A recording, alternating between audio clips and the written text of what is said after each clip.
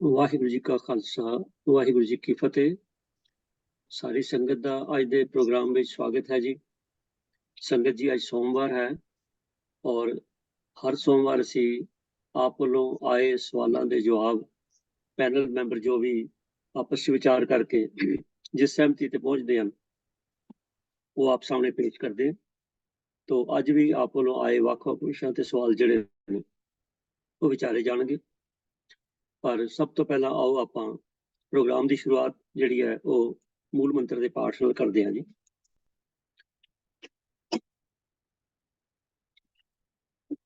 वाहिगुरु जी एक ओंकार सतनाम करता पुरख निर्भव निर्वैर अकाल मूरत अजूनी सैभं गुर प्रसाद। वाहगुरु वाहगुरु वाहगुरु वाहगुरु वाहगुरु वाहगुरु जी का खालसा वाहिगुरु जी की फतेह। तो संगत जी एक बार फिर आप जी जीव आया। आओ प्रोग्राम शुरू करते हैं। सब तो पहला जो पैनल मैंबर्स ने आप जी नाल फतेह सांझी करेंगे। मैं उन्होंने बेनती कर रहा वीर MP सिंह जी। वाहिगुरु जी का खालसा वाहिगुरु जी की फतेह। हाँ जी sir Jagir Singh ji.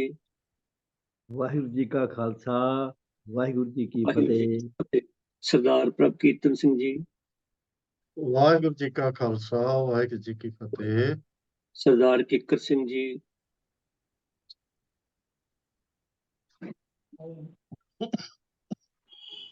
Sir kicker Singh ji फतेह सांझी कर लो।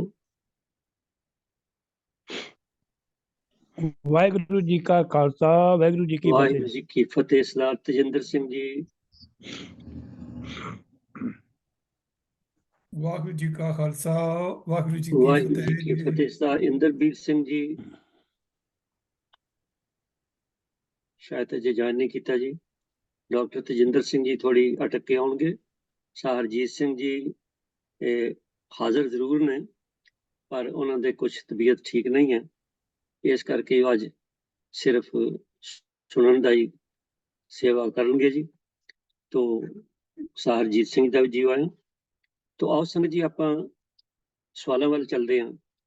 जिस तरह हर बारी असी बेनती करी दी है कि जो आप जी वालों सवाल आते हैं वो सारे मैंबरस उन्होंने आपस विचार करते हैं। विचार का आधार श्री गुरु ग्रंथ साहब जी की विचारधारा प्रवाणित सिख रहत मर्यादा उस तो अलावा बाकी जिहड़े स्रोत ने इतिहासिक स्रोत ने जिहड़े अवेलेबल ने उन्होंने कंसल्ट करके जिथों तक हो सके कोशिश होती है कि आप दे सवाल का उत्तर दिता जाए।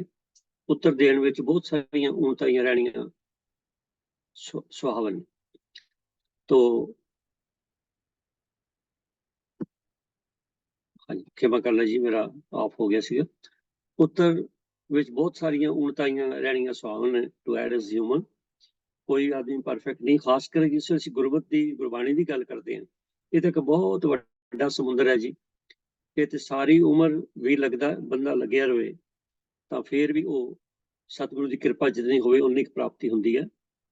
तो रह गई ऊणताइयां लई आप सारी संगत नूं बेनती है कि कृपा करके ग्रुप चैट विच या बाद विच अपना हैंड रेज करके या फिर बाद विच भी जे कोई चीज़ ऐसी लगे तो तुसीं किसी भी पैनल मैंबर नूं WhatsApp आदि राहीं ਉਹਦਾ अपना ख्याल ਜਿਹੜਾ ਭੇਜ ਸਕਦੇ ਹੋ ਤਾਂ ਜੇ ਅਸੀਂ ਦੁਬਾਰਾ ਵੀ ਸੋਚ ਕੇ ਅੱਗੋਂ ਲਈ ਆਪਣੀ ਸੁਧਾਈ ਕਰ ਸਕੇ।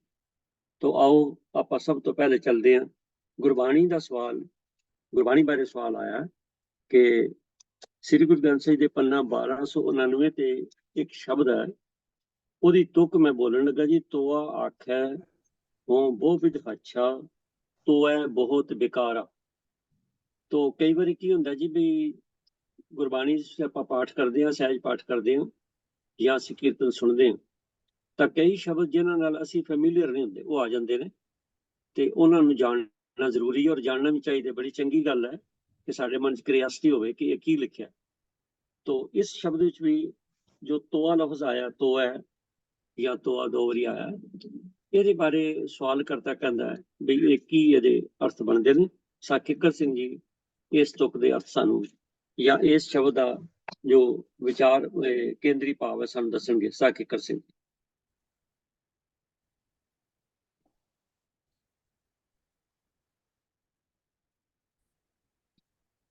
ਹਾਂਜੀ ਵੀਰ ਜੀ, ਵਾਹਿਗੁਰੂ ਜੀ ਕਾ ਖਾਲਸਾ। ਹਾਂ ਹਾਂਜੀ, ਵਾਹਿਗੁਰੂ ਵਾਹਿਗੁਰੂ ਫਤਿਹ ਜੀ ਜੀ। ਕਾ ਖਾਲਸਾ, ਵਾਹਿਗੁਰੂ ਜੀ ਕੀ ਵਾਹਿਗੁਰੂ ਜੀ ਫਤਿਹ। ਕੀ ਫਤਿਹ। ਹਾਂਜੀ। ਵਿਸ਼ੇ ਦੀ ਜੋ ਪੰਕਤੀ ਆਈ ਹੈ, ਅਰਥ ਭਾਵ ਪੁੱਛੇ ਗਏ ਹਨ, ਉਹ ਇਸ ਤਰ੍ਹਾਂ ਹੈ। ਤੋਆ ਆਖੈ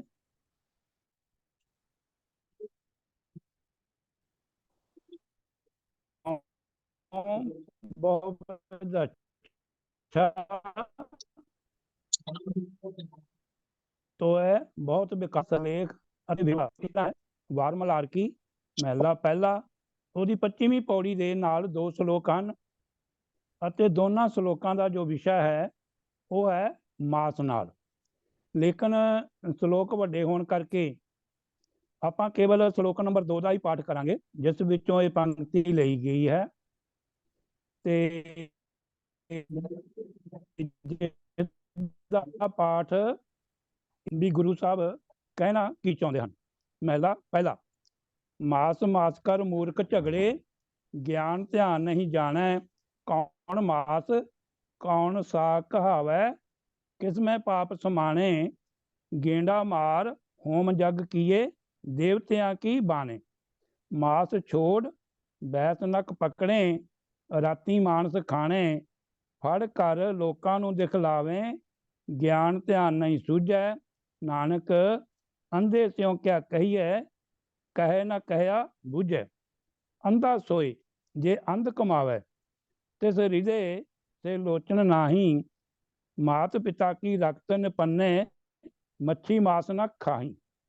ਇਸਤਰੀ ਪੁਰਖ ਹੈ ਜਾਨ ਨਿਸ ਮੇਲਾ, ਉਥੈ ਮੰਦ ਕਮਾਹੀ, ਮਾਸੋਂ ਨਿੰਮੇ ਮਾਸੋਂ ਜੰਮੇ, ਹਮ ਮਾਤੇ ਕੇ ਭਾਂਡੇ, ਗਿਆਨ ਧਿਆਨ ਕਿਸ ਸੂਝੈ ਨਾਹੀ, ਚਤਰ ਕਹਾਵੇ ਪਾਂਡੇ।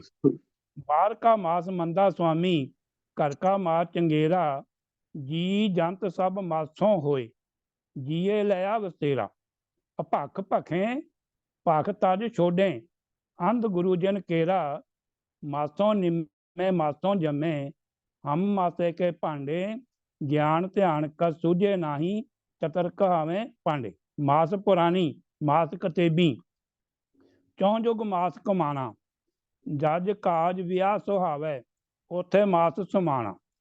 ਇਸਤਰੀ ਪੁਰਖ ਨਿਭਜੇ ਮਾਸੋਂ, ਪਾਤਸ਼ਾਹ ਸੁਲਤਾਨਾ, ਜੇ ਉਹ ਦਿਸੇ ਨਰਕ ਜਾਂਦੇ, ਤਾਂ ਉਨਕਾ ਦਾਨ ਨਾ ਲੈਣਾ। ਦਿਨ ਦਾ ਨਰਕ ਸੁਰਗ ਲੈਂਦੇ, ਦੇਖੋ ਇਹ ਧਿੰਗਾਣਾ, ਆਪ ਨਾ ਬੂਝੈ ਲੋਕ ਬੁਝਾਏ, ਪਾਂਡੇ ਖਰਾ ਸਿਆਣਾ। ਪਾਂਡੇ ਤੂੰ ਜਾਣੇ ਹੀ ਨਾਹੀ, ਕਿੱਥੋਂ ਮਸ ਉਪੰਨਾ, ਤੋਇਓ ਅੰਨ ਕਮਾਦ ਕਪਾਹਾਂ, ਤੋਇਓ ਤ੍ਰਿਭਵਨ ਗੰਨਾ। ਤੋਆ ਆਖੈ, ਜੋ ਆਪਾਂ ਵਿਸ਼ੇ ਅਧੀਨ ਪੰਕਤੀ ਹੈ।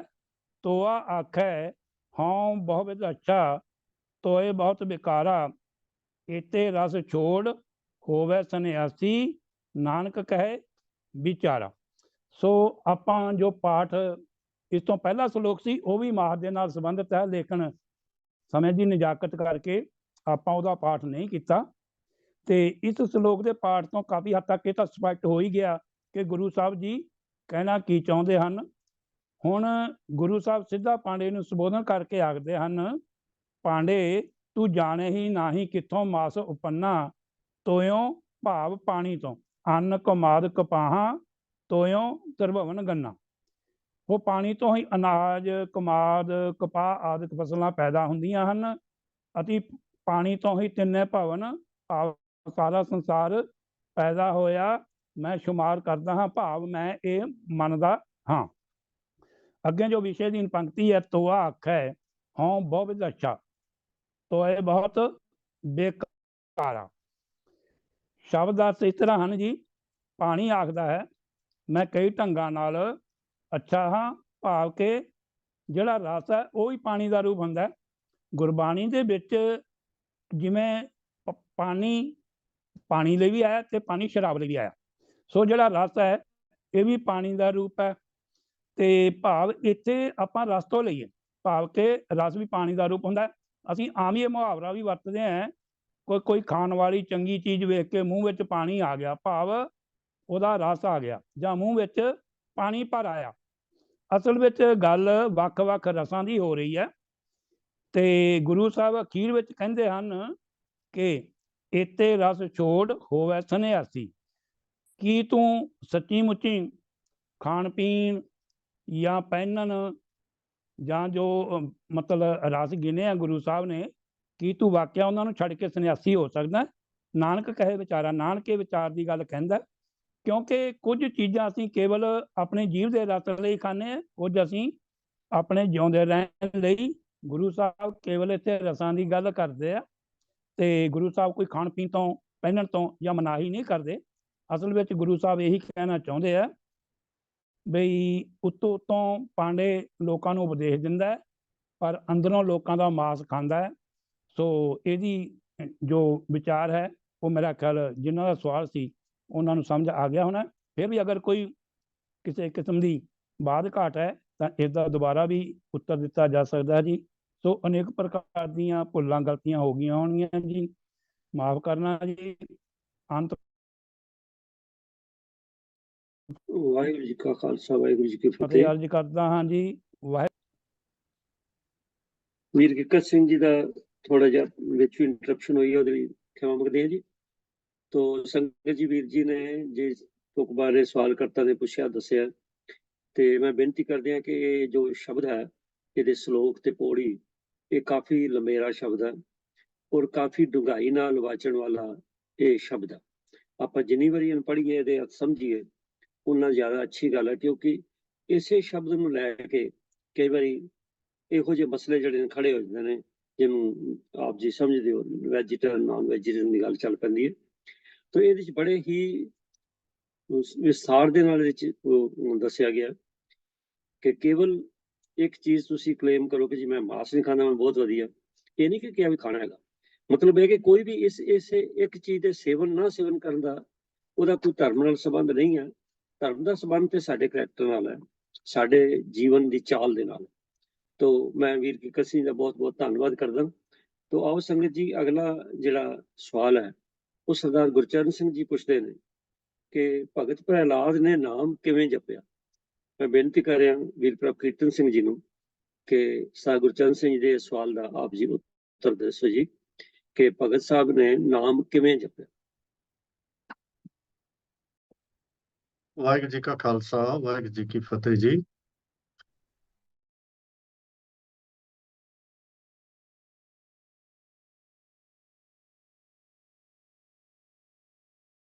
ਕਿ ਅੱਜ ਦਾ ਸਵਾਲ ਸਾਡੇ ਸਾਹਮਣੇ ਆਇਆ ਹੈ ਕਿਉਂਕਿ ਉਹਦੇ ਵਿੱਚ ਇਸ ਤਰ੍ਹਾਂ ਦੇ ਸ਼ਬਦ ਸਾਨੂੰ ਮਿਲਦੇ ਹਨ ਕਿ ਧਰੂਪ ਪ੍ਰਹਿਲਾਦ ਜਪਿਓ ਹਰ ਜੈਸੇ।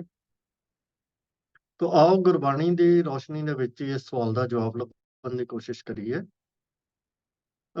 ਪ੍ਰਹਿਲਾਦ ਜੀ ਨੂੰ ਪ੍ਰੇਮਾ ਭਗਤੀ ਦੇ ਮਾਰਗ ਤੇ ਚੱਲਣ ਵਾਲੇ ਪ੍ਰਮੁੱਖ ਭਗਤਾਂ ਵਿੱਚ ਗਿਣਿਆ ਗਿਆ ਹੈ ਔਰ ਪੁਰਾਤਨ ਰਵਾਇਤਾਂ ਵਿੱਚ ਆਪ ਜੀ ਦੇ ਇੱਕ ਭਗਤ ਵਜੋਂ ਆਪ ਜੀ ਦਾ ਨਾਮ ਬੜੇ ਸਤਿਕਾਰ ਨਾਲ ਲਿਆ ਜਾਂਦਾ ਹੈ। ਇਸ ਸੰਬੰਧ ਵਿੱਚ ਮੈਂ ਇੱਕ ਸਵਈਆ ਜੋ ਹੈ ਭੱਟ ਸਾਹਿਬਾਨ ਦਾ, ਉਹ ਆਪ ਜੀ ਦੇ ਸਾਹਮਣੇ ਰੱਖਣਾ ਚਾਹਾਂਗਾ, ਜਿਹਦੇ ਤੋਂ ਇਹ ਗੱਲ ਸਪਸ਼ਟ ਹੋ ਜਾਏਗੀ ਕਿ ਆਪ ਜੀ ਦੇ ਨਾਮ ਨੂੰ ਕਿੰਨੇ ਸਤਿਕਾਰ ਨਾਲ ਲਿਆ ਜਾਂਦਾ ਹੈ। ਇਹ ਸਵਈਆ ਚੌਥੇ ਪਾਤਸ਼ਾਹ ਦੇ ਸੰਬੰਧ ਵਿੱਚ ਉਚਾਰਿਆ ਗਿਆ ਹੈ ਤੇ ਸ਼ੁਰੂ ਇਸ ਤਰ੍ਹਾਂ ਹੁੰਦਾ ਹੈ। ਨਾਰਦ ਧਰੂਪ ਪ੍ਰਹਿਲਾਦ ਸੁਦਾਮਾ ਪੁੱਬ ਭਗਤ ਹਰ ਕੇ ਜੋ ਗਣਨ। ਇਹਦੇ ਵਿੱਚ ਜੋ ਪੁੱਬ ਭਗਤ ਭਾਵ ਪੂਰਬਲੇ ਸਮੇਂ, ਪੁਰਾਣੇ ਸਮੇਂ ਦੇ ਜਿਹੜੇ ਭਗਤ ਗਿਣੇ ਜਾਂਦੇ ਹਨ, ਉਹਨਾਂ ਦੇ ਵਿੱਚ ਨਾਰਦ, ਧਰੂਪ, ਪ੍ਰਹਿਲਾਦ ਤੇ ਸੁਦਾਮੇ ਦਾ ਨਾਮ ਲਿਆ ਗਿਆ ਹੈ। ਤੇ ਫਿਰ ਉਸ ਤੋਂ ਅੱਗੋਂ ਨਾਮ ਲਿਆ ਜਾਂਦਾ ਹੈ ਅੰਬਰੀਕ, ਜੈਦੇਵ, ਤਰਲੋਚਨ, ਨਾਮਾ ਔਰ ਕਬੀਰ ਭਣੰ। ਤਿਨਕੋ ਅਵਤਾਰ ਭਇਓ ਕਲ ਭਿੰਤਰ, ਜਸ ਜਗਤਰ ਪਰ ਛਾਇਓ। ਭਾਵ ਕਿ ਉਸ ਤੋਂ ਬਾਅਦ ਦੇ ਯੁੱਗ ਵਿੱਚ, ਜਿਹਨੂੰ ਆਮ ਤੌਰ ਤੇ ਪੁਰਾਤਨ ਭਾਸ਼ਾ ਦੇ ਵਿੱਚ ਕਲਯੁਗ ਦਾ ਨਾਮ ਦੇ ਦਿੱਤਾ ਜਾਂਦਾ ਹੈ, ਉਹਦੇ ਵਿੱਚ ਜਿਹੜੇ ਭਗਤ ਮਹਾਨ ਗਿਣੇ ਗਏ ਹਨ, ਉਹਨਾਂ ਦੇ ਵਿੱਚ ਜਿਹੜੇ ਨਾਮ ਲਏ ਗਏ ਹਨ ਅਮਰੀਕ, ਜੈਦੇਵ, ਤ੍ਰਿਲੋਚਨ, ਨਾਮਾ ਅਤੇ ਕਬੀਰ ਇਹ ਨਾਮ ਲਏ ਗਏ ਹਨ।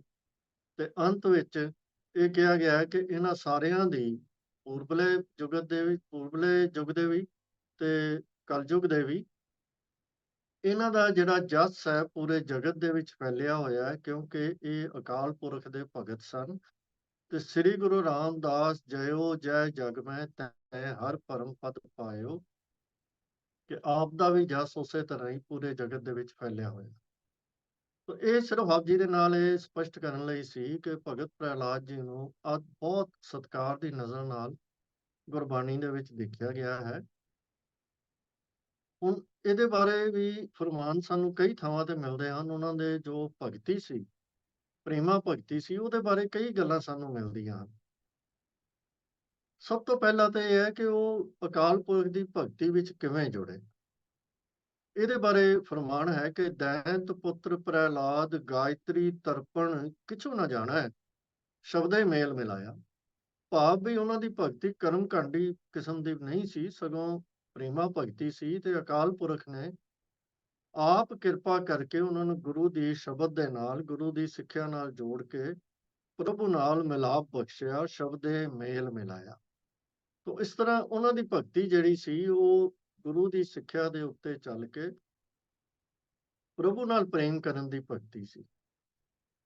ਫਿਰ ਆਪ ਜੀ ਦੀ ਭਗਤੀ ਜਿਹੜੀ ਹੈ ਉਹ ਪ੍ਰਭੂ ਦੇ ਵਿੱਚ ਭਰੋਸੇ ਲਈ ਵੀ ਜਾਣੀ ਜਾਂਦੀ ਹੈ, ਕਿ ਬਹੁਤ ਦ੍ਰਿੜ ਭਰੋਸਾ ਸੀ ਉਹਨਾਂ ਦਾ।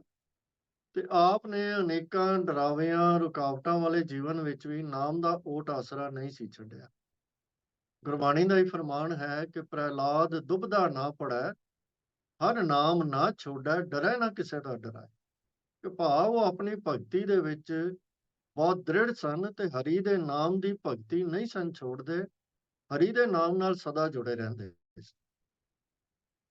ਆਪ ਜੀ ਬਾਰੇ ਇਹ ਵੀ ਦੱਸਿਆ ਗਿਆ ਹੈ ਕਿ ਆਪ ਨੇ ਕਦੀ ਵੀ ਅਕਾਲ ਪੁਰਖ ਦੀ ਸ਼ਰਨ ਤੋਂ ਇਲਾਵਾ ਕਿਸੇ ਹੋਰ ਦਾ ਓਟ ਆਸਰਾ ਨਹੀਂ ਸੀ ਤੱਕਿਆ, ਅਤੇ ਅਜਿਹੇ ਭਗਤ ਹੀ ਪ੍ਰਭੂ ਦੇ ਦਰ ਤੇ ਪ੍ਰਵਾਨ ਹੁੰਦੇ ਹਨ।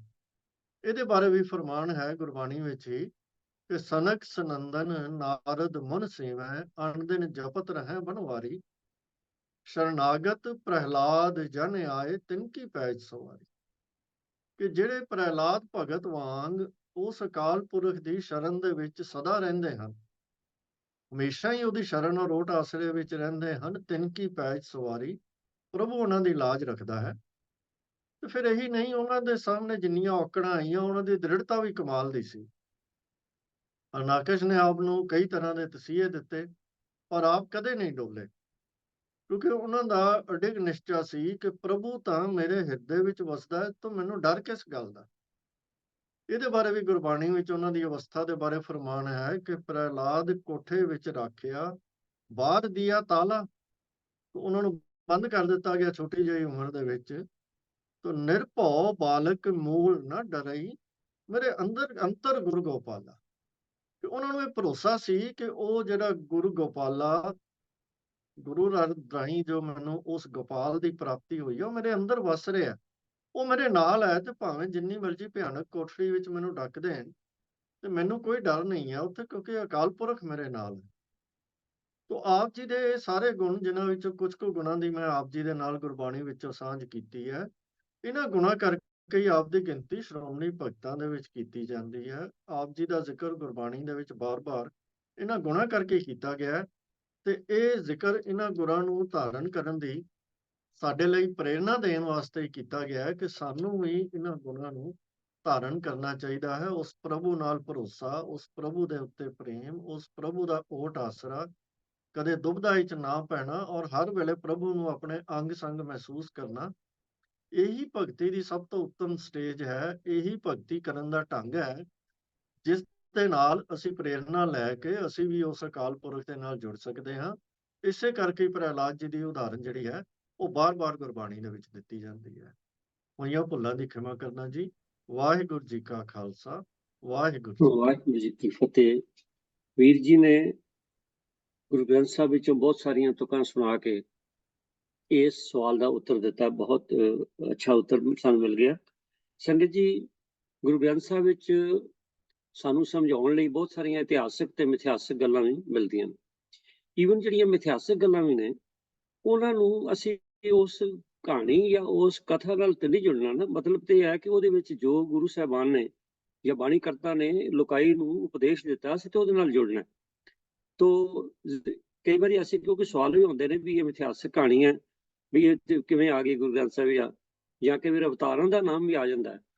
ਉਹ ਵੀ ਸਾਨੂੰ ਕਿਸੇ ਨਾ ਕਿਸੇ ਤਰੀਕੇ ਕੋਈ ਉਪਦੇਸ਼ ਦੇਣ ਲਈ ਹੁੰਦਾ ਹੈ, ਕਿਉਂਕਿ ਜਿਹੜੀਆਂ ਪ੍ਰਚਲਿਤ ਗੱਲਾਂ ਕਿਸੇ ਸਮੇਂ 'ਚ ਹੁੰਦੀਆਂ ਨੇ ਉਹਨਾਂ ਨੂੰ ਸਾਹਮਣੇ ਰੱਖ ਕੇ ਐਜ਼ ਏ ਮੈਟਾਫੋਰ ਲੋਕਾਈ ਨੂੰ ਸਮਝਾਇਆ ਜਾਂਦਾ ਹੈ। ਔਰ ਭਗਤ ਪ੍ਰਹਿਲਾਦ ਜੀ ਦੇ ਜੀਵਨ 'ਚ ਉਹ ਦੋ ਗੱਲਾਂ ਬੜੀਆਂ ਉਗੜ ਕੇ ਸਾਹਮਣੇ ਆਉਂਦੀਆਂ ਨੇ। ਇੱਕ ਤੇ ਰੱਬੀ ਪਿਆਰ ਦੀ ਮਤਲਬ ਇੰਤਹਾ ਹੈ ਕਿ ਮਨੁੱਖ ਨੂੰ ਇਸ ਮਨੁੱਖਾ ਜਨਮ ਦੇ ਵਿੱਚ ਵਾਹਿਗੁਰੂ ਜੀ ਨਾਲ ਇੱਕਮਿਕ ਹੋਣ ਲਈ ਉਹਦੇ ਲਈ ਦਿਲੋਂ ਰੱਬੀ ਪਿਆਰ ਚਾਹੀਦਾ।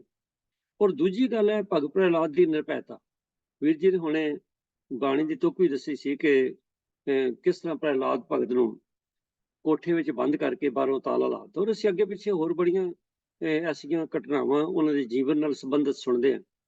ਤਾਂ ਉੱਥੋਂ ਇੱਕ ਗੱਲ ਤੇ ਬੜੀ ਪੱਕੀ ਹੈ ਕਿ ਨਿਰਭੈਤਾ ਅਗਰ ਸਿੱਖਣੀ ਹੈ, ਰੱਬੀ ਪਿਆਰ ਸਿੱਖਣਾ, ਤੇ ਸਾਨੂੰ ਭਗਤ ਪ੍ਰਹਿਲਾਦ ਦੀ ਜਿਹੜੀ ਸਾਖੀ ਹੈ ਇਹ ਬੜੇ ਪ੍ਰੇਮ ਨਾਲ ਆਪਣੇ ਮਨ 'ਚ ਵਸਾਉਣੀ ਚਾਹੀਦੀ ਹੈ। ਤੇ ਸਾਨੂੰ ਵੀ ਐਸਾ ਜੀਵਨ ਜਿਹੜਾ ਉਹ ਉਤਸ਼ਾਹਿਤ ਜੀਵਨ ਬਣਾਉਣਾ ਚਾਹੀਦਾ। ਪ੍ਰਭ ਕੀਰਤਨ ਸਿੰਘ ਦਾ ਧੰਨਵਾਦ। ਅਗਲਾ ਸਵਾਲ ਗੁਰਬਾਣੀ ਦੇ ਸੰਬੰਧ ਵਿੱਚ ਹੈ, ਉਚਾਰਨ ਤੇ ਅਰਥ ਹੈ। ਤੋ ਗੁਰਬਾਣੀ ਦੀਆਂ ਤੁਕਾਂ ਨੇ ਕਿ ਜਿਉਂ ਤੂੰ ਚਲਾਏ ਤੇ ਚੱਲਣਾ ਸੁਆਮੀ, ਹੋਰ ਕਿਆ ਜਾਣਾ ਗੁਣ ਤੇਰੇ। ਆਨੰਦ ਸਾਹਿਬ ਚੋਂ ਇਹ ਤੁਕ ਲਈ ਗਈ ਹੈ।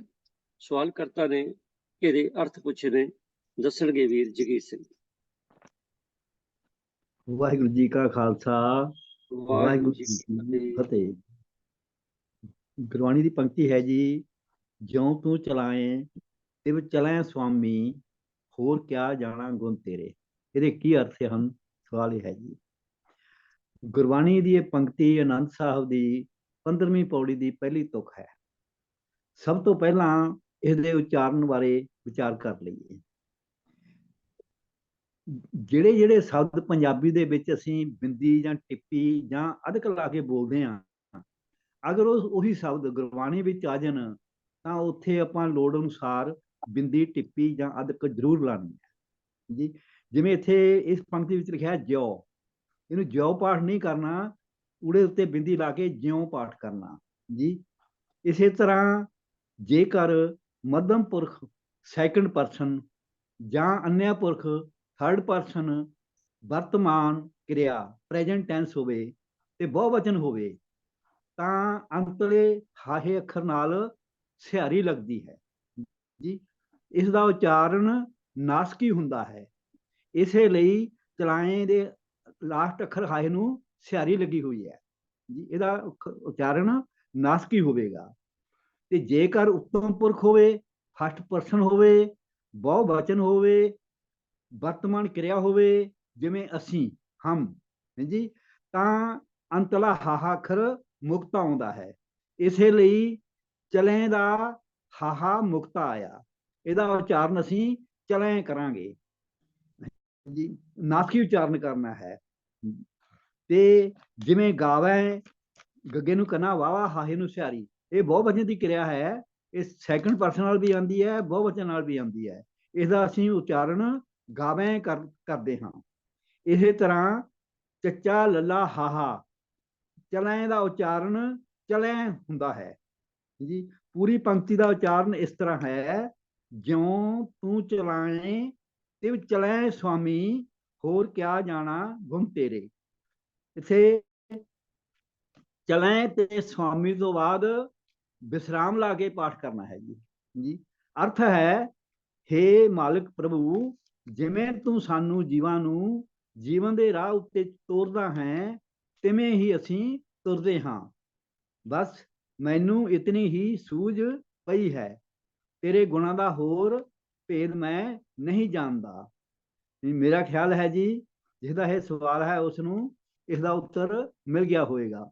ਵਾਹਿਗੁਰੂ ਜੀ ਕਾ ਖਾਲਸਾ, ਵਾਹਿਗੁਰੂ ਜੀ ਕੀ ਫਤਿਹ। ਫਤਿਹ। ਤੋ ਸੰਗਤ ਜੀ, ਗੁਰਬਾਣੀ ਨੂੰ ਆਪਾਂ ਬੜੀ ਵਾਰੀ ਇਹ ਚੀਜ਼ ਡਿਸਕਸ ਕਰਦੇ ਹਾਂ।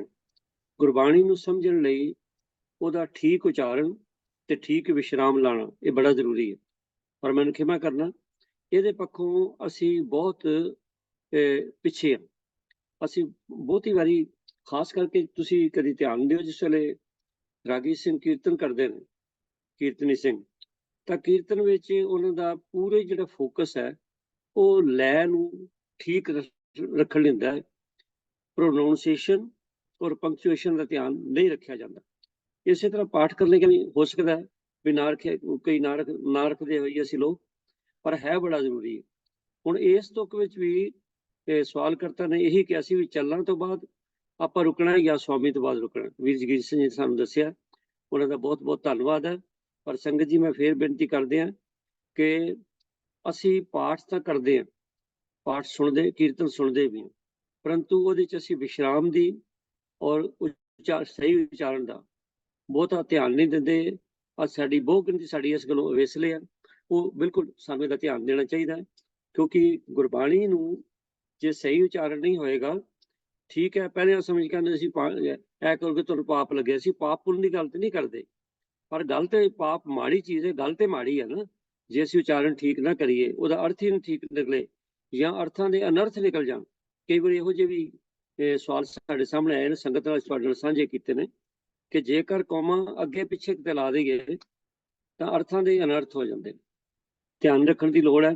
ਇੱਕ ਵਾਰੀ ਫੇਰ ਜਗੀਰ ਸਿੰਘ ਦਾ ਧੰਨਵਾਦ, ਔਰ ਜਿਨ੍ਹਾਂ ਨੇ ਸਵਾਲ ਭੇਜਿਆ ਭੈਣ ਜੀ ਦਾ ਵੀ ਧੰਨਵਾਦ।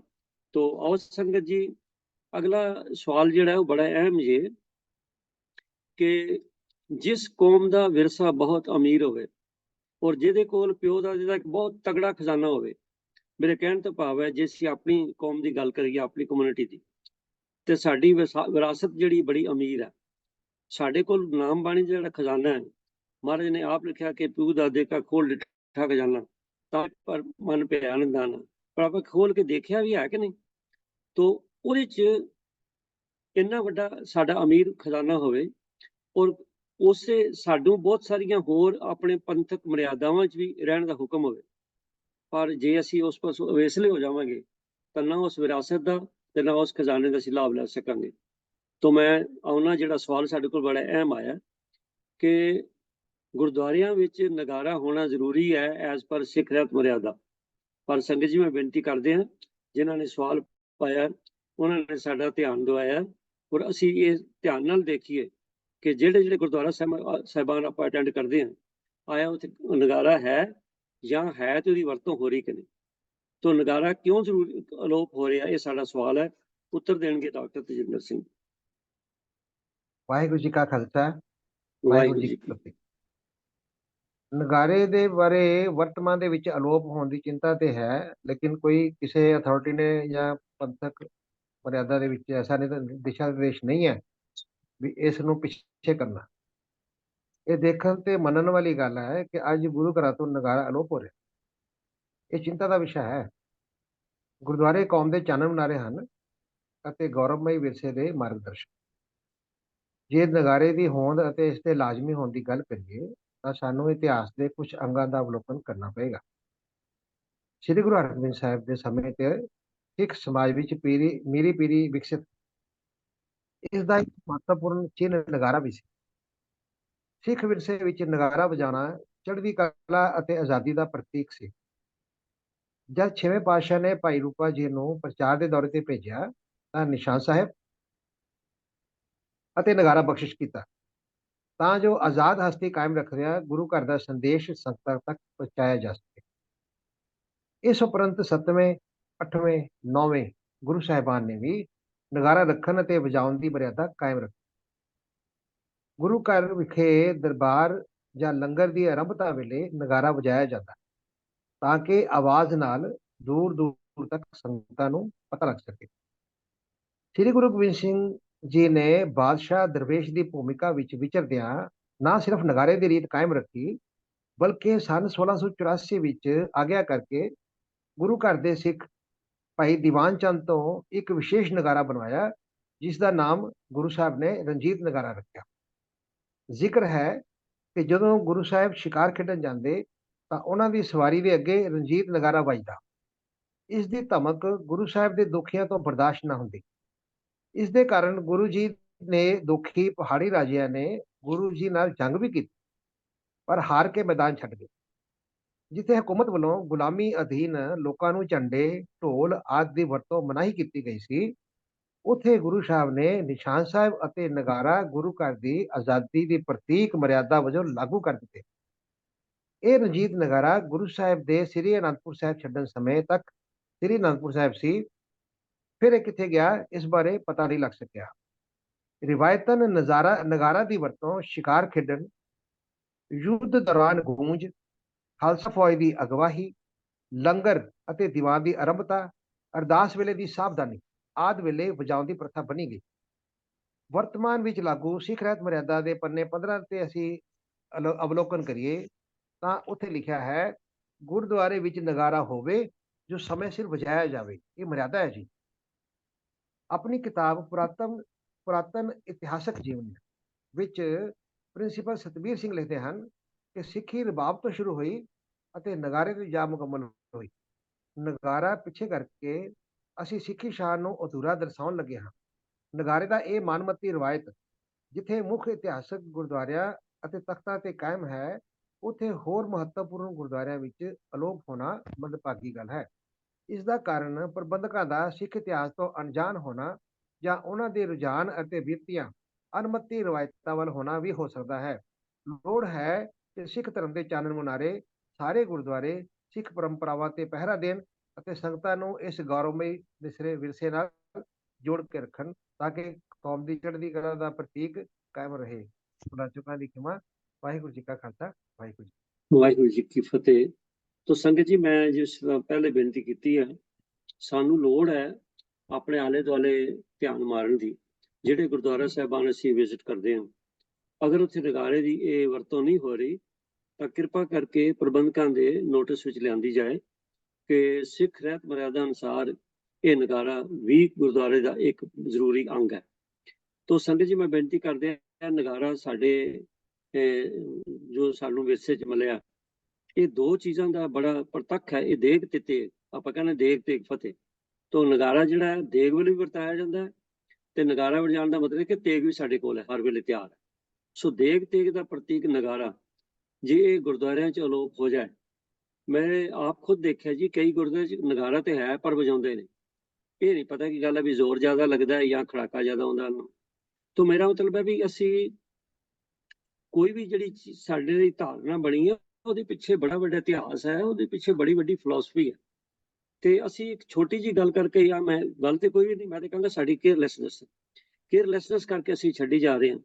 ਤੇ ਜੇ ਇਦਾਂ ਹੀ ਰਿਹਾ, ਮੈਨੂੰ ਨਹੀਂ ਲੱਗਦਾ ਵੀ ਇਸ ਵੇਲੇ 25% ਗੁਰਦੁਆਰਿਆਂ 'ਚ ਵੀ ਨਗਾਰਾ ਜਿਹੜਾ ਉਹ ਖੜਕਾਇਆ ਜਾਂਦਾ ਹੋਵੇ।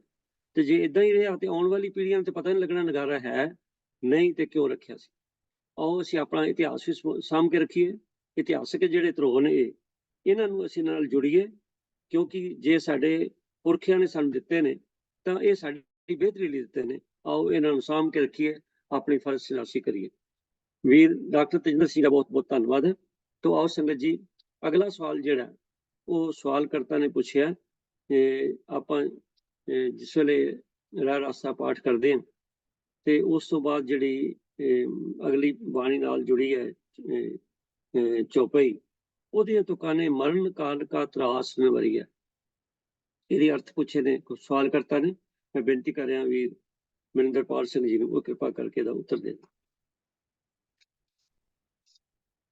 ਵਾਹਿਗੁਰੂ ਜੀ ਕਾ ਖਾਲਸਾ, ਵਾਹਿਗੁਰੂ ਜੀ ਕੀ ਫਤਿਹ। ਤੋ ਜਿਹੜੀ ਪੰਕਤੀ ਦੇ ਬਾਰੇ ਸਵਾਲ ਆਇਆ ਹੈ, ਉਹ ਇਸ ਰਚਨਾ ਦੇ ਵਿੱਚੋਂ ਲਈ ਗਈ ਹੈ। ਉਹਦਾ ਸਿਰਲੇਖ ਹੈ ਕਬਿਓ ਬਾਚ ਬੇਨਤੀ ਚੌਪਈ। ਇਹ ਰਚਨਾ ਸ਼ਾਮ ਨੂੰ ਸੋਦਰ ਰਾਸ ਦੀ ਬਾਣੀ ਦੇ ਨਾਲ ਪੜ੍ਹੀ ਜਾਂਦੀ ਹੈ। ਪਹਿਲੇ ਜਿਹੜੇ 9 ਸ਼ਬਦ ਗੁਰੂ ਗ੍ਰੰਥ ਸਾਹਿਬ ਜੀ ਦੇ ਅੰਦਰ ਦਰਜ ਹਨ ਸ਼ੁਰੂਆਤ ਦੇ ਅੰਦਰ, ਉਹ 9 ਸ਼ਬਦਾਂ ਤੋਂ ਬਾਅਦ ਇਹ ਕਬਿਓ ਬਾਚ ਬੇਨਤੀ ਚੌਪਈ ਦਾ ਪਾਠ ਆਉਂਦਾ ਹੈ।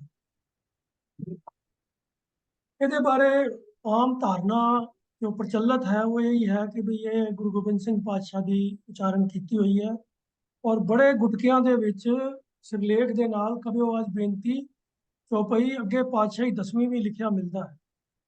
ਜਦ ਕਿ ਆਪ ਸਕਰੀਨ ਤੇ ਡਿਸਪਲੇ ਦੇਖ ਰਹੇ ਹੋ, ਇਹ ਜਿੱਥੋਂ ਓਰੀਜਨਲ ਆਈ ਹੈ, ਜਿਸ ਰਚਨਾ ਦੇ ਵਿੱਚੋਂ ਉੱਥੇ ਪਾਤਸ਼ਾਹੀ 10ਵੀਂ ਸਿਰਲੇਖ ਵਿੱਚ ਨਹੀਂ ਲਿਖਿਆ ਹੋਇਆ। ਉਹ ਇਸ ਗੱਲ ਬਾਰੇ ਅਸੀਂ ਬਾਅਦ ਚ ਵਿਚਾਰ ਕਰਦੇ ਹਾਂ ਕਿ ਵੀ ਇਹਦਾ ਆਥੈਂਟੀਕੇਸ਼ਨ ਕੀ ਹੈ, ਇਹ ਰਚਨਾ ਮੂਲ ਰੂਪ ਵਿੱਚ ਕਿੱਥੋਂ ਹੈ। ਪਰ ਜੋ ਸਵਾਲ ਹੈ ਕਿ ਮਰਨ ਕਾਲ का त्रास निवारी है, ਜਿਨ੍ਹਾਂ ਨੇ ਸਵਾਲ ਪੁੱਛਿਆ ਉਹਨਾਂ ਨੇ ਇਹ ਗੱਲ ਵੀ ਆਖੀ ਕਿ ਗੁਰੂ ਗੋਬਿੰਦ ਸਿੰਘ ਪਾਤਸ਼ਾਹ ਨੂੰ ਮਰਨ ਕਾਲ ਦਾ ਤਰਾਸ ਯਾਨੀ ਕਿ ਡਰ ਹੈ ਸੀ। ਉਹ ਤਾਂ ਸਰਬੰਸਦਾਨੀ ਸਨ, ਉਹਨਾਂ ਨੇ ਤਾਂ ਕਦੀ ਜਾਨ ਦੀ ਮੌਤ ਦੀ ਪਰਵਾਹ ਨਹੀਂ ਕੀਤੀ, ਨਾ ਹੀ ਉਹਨਾਂ ਦੇ ਪਰਿਵਾਰ ਚੋਂ ਕਦੀ ਕਿਸੇ ਨੇ ਮੌਤ ਤੋਂ ਕੋਈ ਡਰ ਕਦੀ ਕਬੂਲ ਕੀਤਾ। ਤੇ ਫਿਰ ਉਹਨਾਂ ਨੇ ਇਹ ਪੰਕਤੀ ਕਿਵੇਂ ਲਿਖ ਦਿੱਤੀ ਕਿ ਮਰਨ ਕਾਲ का त्रास निवारी है। ਇਹਦੇ ਆਖਰੀ ਅਰਥ ਹਨ ਕਿ ਮੌਤ ਦੇ ਸਮੇਂ ਦਾ ਜੋ ਡਰ ਹੈ ਉਸ ਤੋਂ ਛੁਟਕਾਰਾ ਹੋ ਜਾਵੇ, ਇਹ ਬੇਨਤੀ ਹੈ। ਇਹਦੇ ਬਾਰੇ ਜੋ ਧਿਆਨ ਰੱਖਣ ਵਾਲੀ ਚੀਜ਼ ਇਹ ਹੈ ਕਿ ਭਈ ਕਵਿਤਾ ਦਾ ਇੱਕ ਸਟਾਈਲ ਹੁੰਦਾ ਹੈ, ਉਹਦੇ ਵਿੱਚ ਜ਼ਰੂਰੀ ਨਹੀਂ ਹੁੰਦਾ ਕਿ ਜਦੋਂ ਕਵੀ ਨੇ ਕੋਈ ਗੱਲ ਫਸਟ ਪਰਸਨ 'ਚ ਆਖੀ ਹੈ ਤਾਂ ਉਹ ਸਿਰਫ ਆਪਣੇ ਬਾਰੇ ਹੀ ਗੱਲ ਕਰ ਰਿਹਾ ਹੈ। ਬਹੁਤੀ ਵਾਰੀ ਇਹ ਢੰਗ ਵਰਤਿਆ ਜਾਂਦਾ ਹੈ ਕਿ ਪੜ੍ਹਨ ਵਾਲਿਆਂ ਨੂੰ ਅਤੇ ਸੁਣਨ ਵਾਲਿਆਂ ਨੂੰ, ਜਿਹੜੇ ਉਸ ਰਚਨਾ ਨੂੰ ਪੜ੍ਹਨ ਤੇ ਸੁਣਨ ਵਾਲੇ ਹਨ, ਉਹਨਾਂ ਨੂੰ ਜਿਹੜੀ ਗੱਲ ਸਮਝਾਣੀ ਹੈ, ਉਹਨਾਂ ਦੇ ਵੱਲੋਂ ਜੋ ਗੱਲ ਕਰਨੀ ਹੈ, ਉਹਨੂੰ ਕਵੀ ਆਪਣੇ ਫਸਟ ਪਰਸਨ 'ਚ ਲੈ ਕੇ ਆਪਣੇ ਵੱਲੋਂ ਬਿਆਨ ਕਰ ਦਿੰਦਾ ਹੈ। ਜਿਵੇਂ ਗੁਰੂ ਅਰਜਨ ਪਾਤਸ਼ਾਹ ਦਾ ਗੁਰੂ ਗ੍ਰੰਥ ਸਾਹਿਬ ਵਿੱਚ ਇੱਕ ਸ਼ਬਦ ਹੈ, ਪਾਠ ਪੜਿਓ ਅਰ ਵੇਦ ਵਿਚਾਰਿਓ ਨਿਵਲ ਭੁਜੰਗਮ ਸਾਧੇ, ਪੰਜ ਜਨਾ ਸਿਓ ਸੰਗ ਨਾ ਛੁਟਕਿਓ ਅਧਿਕ ਅੰਗ ਬੁਧ ਬਾਧੇ, ਪਿਆਰੇ ਇਨ ਬਿਦ ਮਿਲਨ ਨ ਜਾਈ ਮੈਂ ਕੀਏ ਕਰਮ ਅਨੇਕਾ। ਹੁਣ ਉੱਥੇ ਬੜੇ ਸਪਸ਼ਟ ਲਫ਼ਜ਼ਾਂ ਵਿੱਚ ਪੰਕਤੀ ਆ ਰਹੀ ਹੈ, ਮੈਂ ਕੀਏ ਕਰਮ ਅਨੇਕਾ। ਤੇ ਹੁਣ ਕੋਈ ਇਹ ਸਵਾਲ ਕਰ ਸਕਦਾ ਕਿ ਗੁਰੂ ਅਰਜਨ ਦੇਵ ਜੀ ਨੇ ਇਹ ਸਾਰੇ ਕਰਮ ਆਪ ਕੀਤੇ, ਜਿੰਨਿਆਂ ਦੀ ਪੂਰੀ ਸ਼ਬਦ ਦੀ ਡਿਟੇਲ ਹੈ। ਉਹ ਇਹ ਬੜੀ ਅਣਹੋਣੀ ਜੀ ਗੱਲ ਹੈ, ਨਾਮੁਮਕਿਨ ਜੀ ਗੱਲ ਹੈ। ਅਸਲ ਵਿੱਚ ਉਹ ਜਿਹੜੇ ਲੋਕ ਕਰਮ ਕਾਂਡਾਂ ਵਿੱਚ ਉਲਝੇ ਹੋਏ ਹਨ, ਉਹਨਾਂ ਨੂੰ ਸਮਝਾਉਣ ਦੀ ਖਾਤਰ ਉਹ ਫਸਟ ਪਰਸਨ ਦਾ ਸਟਾਈਲ ਯੂਜ਼ ਕਰਕੇ ਤੇ ਇਹ ਗੱਲ ਸਾਡੇ ਵਾਸਤੇ ਸਪਸ਼ਟ ਕਰ ਰਹੇ। ਉਹ ਕਵਿਤਾ 'ਚ ਇਹ ਵਾਲਾ ਢੰਗ ਜੋ ਹੈ ਆਮ ਤੌਰ ਤੇ ਅਪਣਾਇਆ ਜਾਂਦਾ ਹੈ। तो इस रचना के अंदर भी जो शुरुआत तो ही गल चलती है, हमरी करो हाथ दा रक्षा, पूर्ण होए चित की इच्छा, तब चरणन मन रहे हमारा, अपना जान करो प्रतिपारा। तो ये कवि जरूरी नहीं है कि फर्स्ट परसन च अपने वालों कह रहा है, ये जो पढ़न वालियां दे वास्ते वो ये गल कर रहा है कि हमरे दुष्ट सभै तुम खाओ, आप हाथ दे मोहे बचाओ, सुखी बसै मोरो परवारा। तो इतने सिर्फ अपने परिवार की गल नहीं हो रही, सेवक सिख सभै करता। कोई इन जनरल संगत के बिहाव के उत्ते जिहड़े पढ़न वाले हैं सिख हैं, उन्होंने बिहाव के उत्ते भी कवि के वल्लों ये गल की गई है। हुण पर एक इस दे नाल बड़ी अहम गल समझण वाली ये है कि वाकई ये गुरु गोबिंद सिंह साहब की रचना है, जो जिहदे करके सवालकर्ता के मन में सवाल पैदा होया कि गुरु गोबिंद सिंह पातशाह किवें कह सकते हैं कि मेरा मौत के समय का डर निवारण करो। वो उस प्रथाए बेनती इंज है कि जिवें कि आप देख रहे हो स्क्रीन के उत्ते कि पहला ही पदा जिहड़ा है उहदे अगे अंक लिखिया होया 377। जो गुटकियां च असीं पढ़दे हां ते उत्थे 377 की बजाय एक लिखिया होंदा ते वो 5 तक्कन जांदा। पर असल में जिथों मूल तो जे चौपाई आई है जिस रचना विचों, ये एक बहुत वड्डी रचना का एक अखीरला हिस्सा है।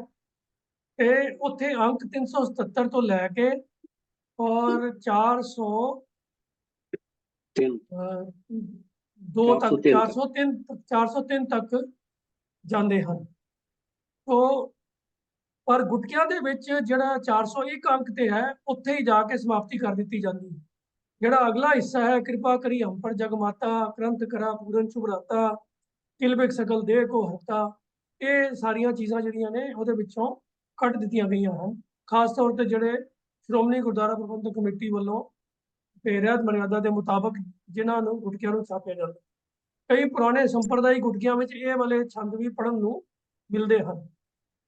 तो आप देख रहे हो कि ये 403 तक रखे आया। इस तो अगे 404 नंबर भी है जिहदे विच इस ग्रंथ की संपूर्णता की गल की गई है कि उहदे च बड़े स्पष्ट लफ्ज आते हैं कि यह ग्रंथ है चरित्रोपख्यान, ਮੰਤਰੀ ਸਤੂਪ ਸੰਵਾਦੇ ਤ੍ਰਿਆ ਚਰਿੱਤਰ ਦੀ ਗੱਲ ਅਦੇ ਜਾਂਦੀ ਹੈ।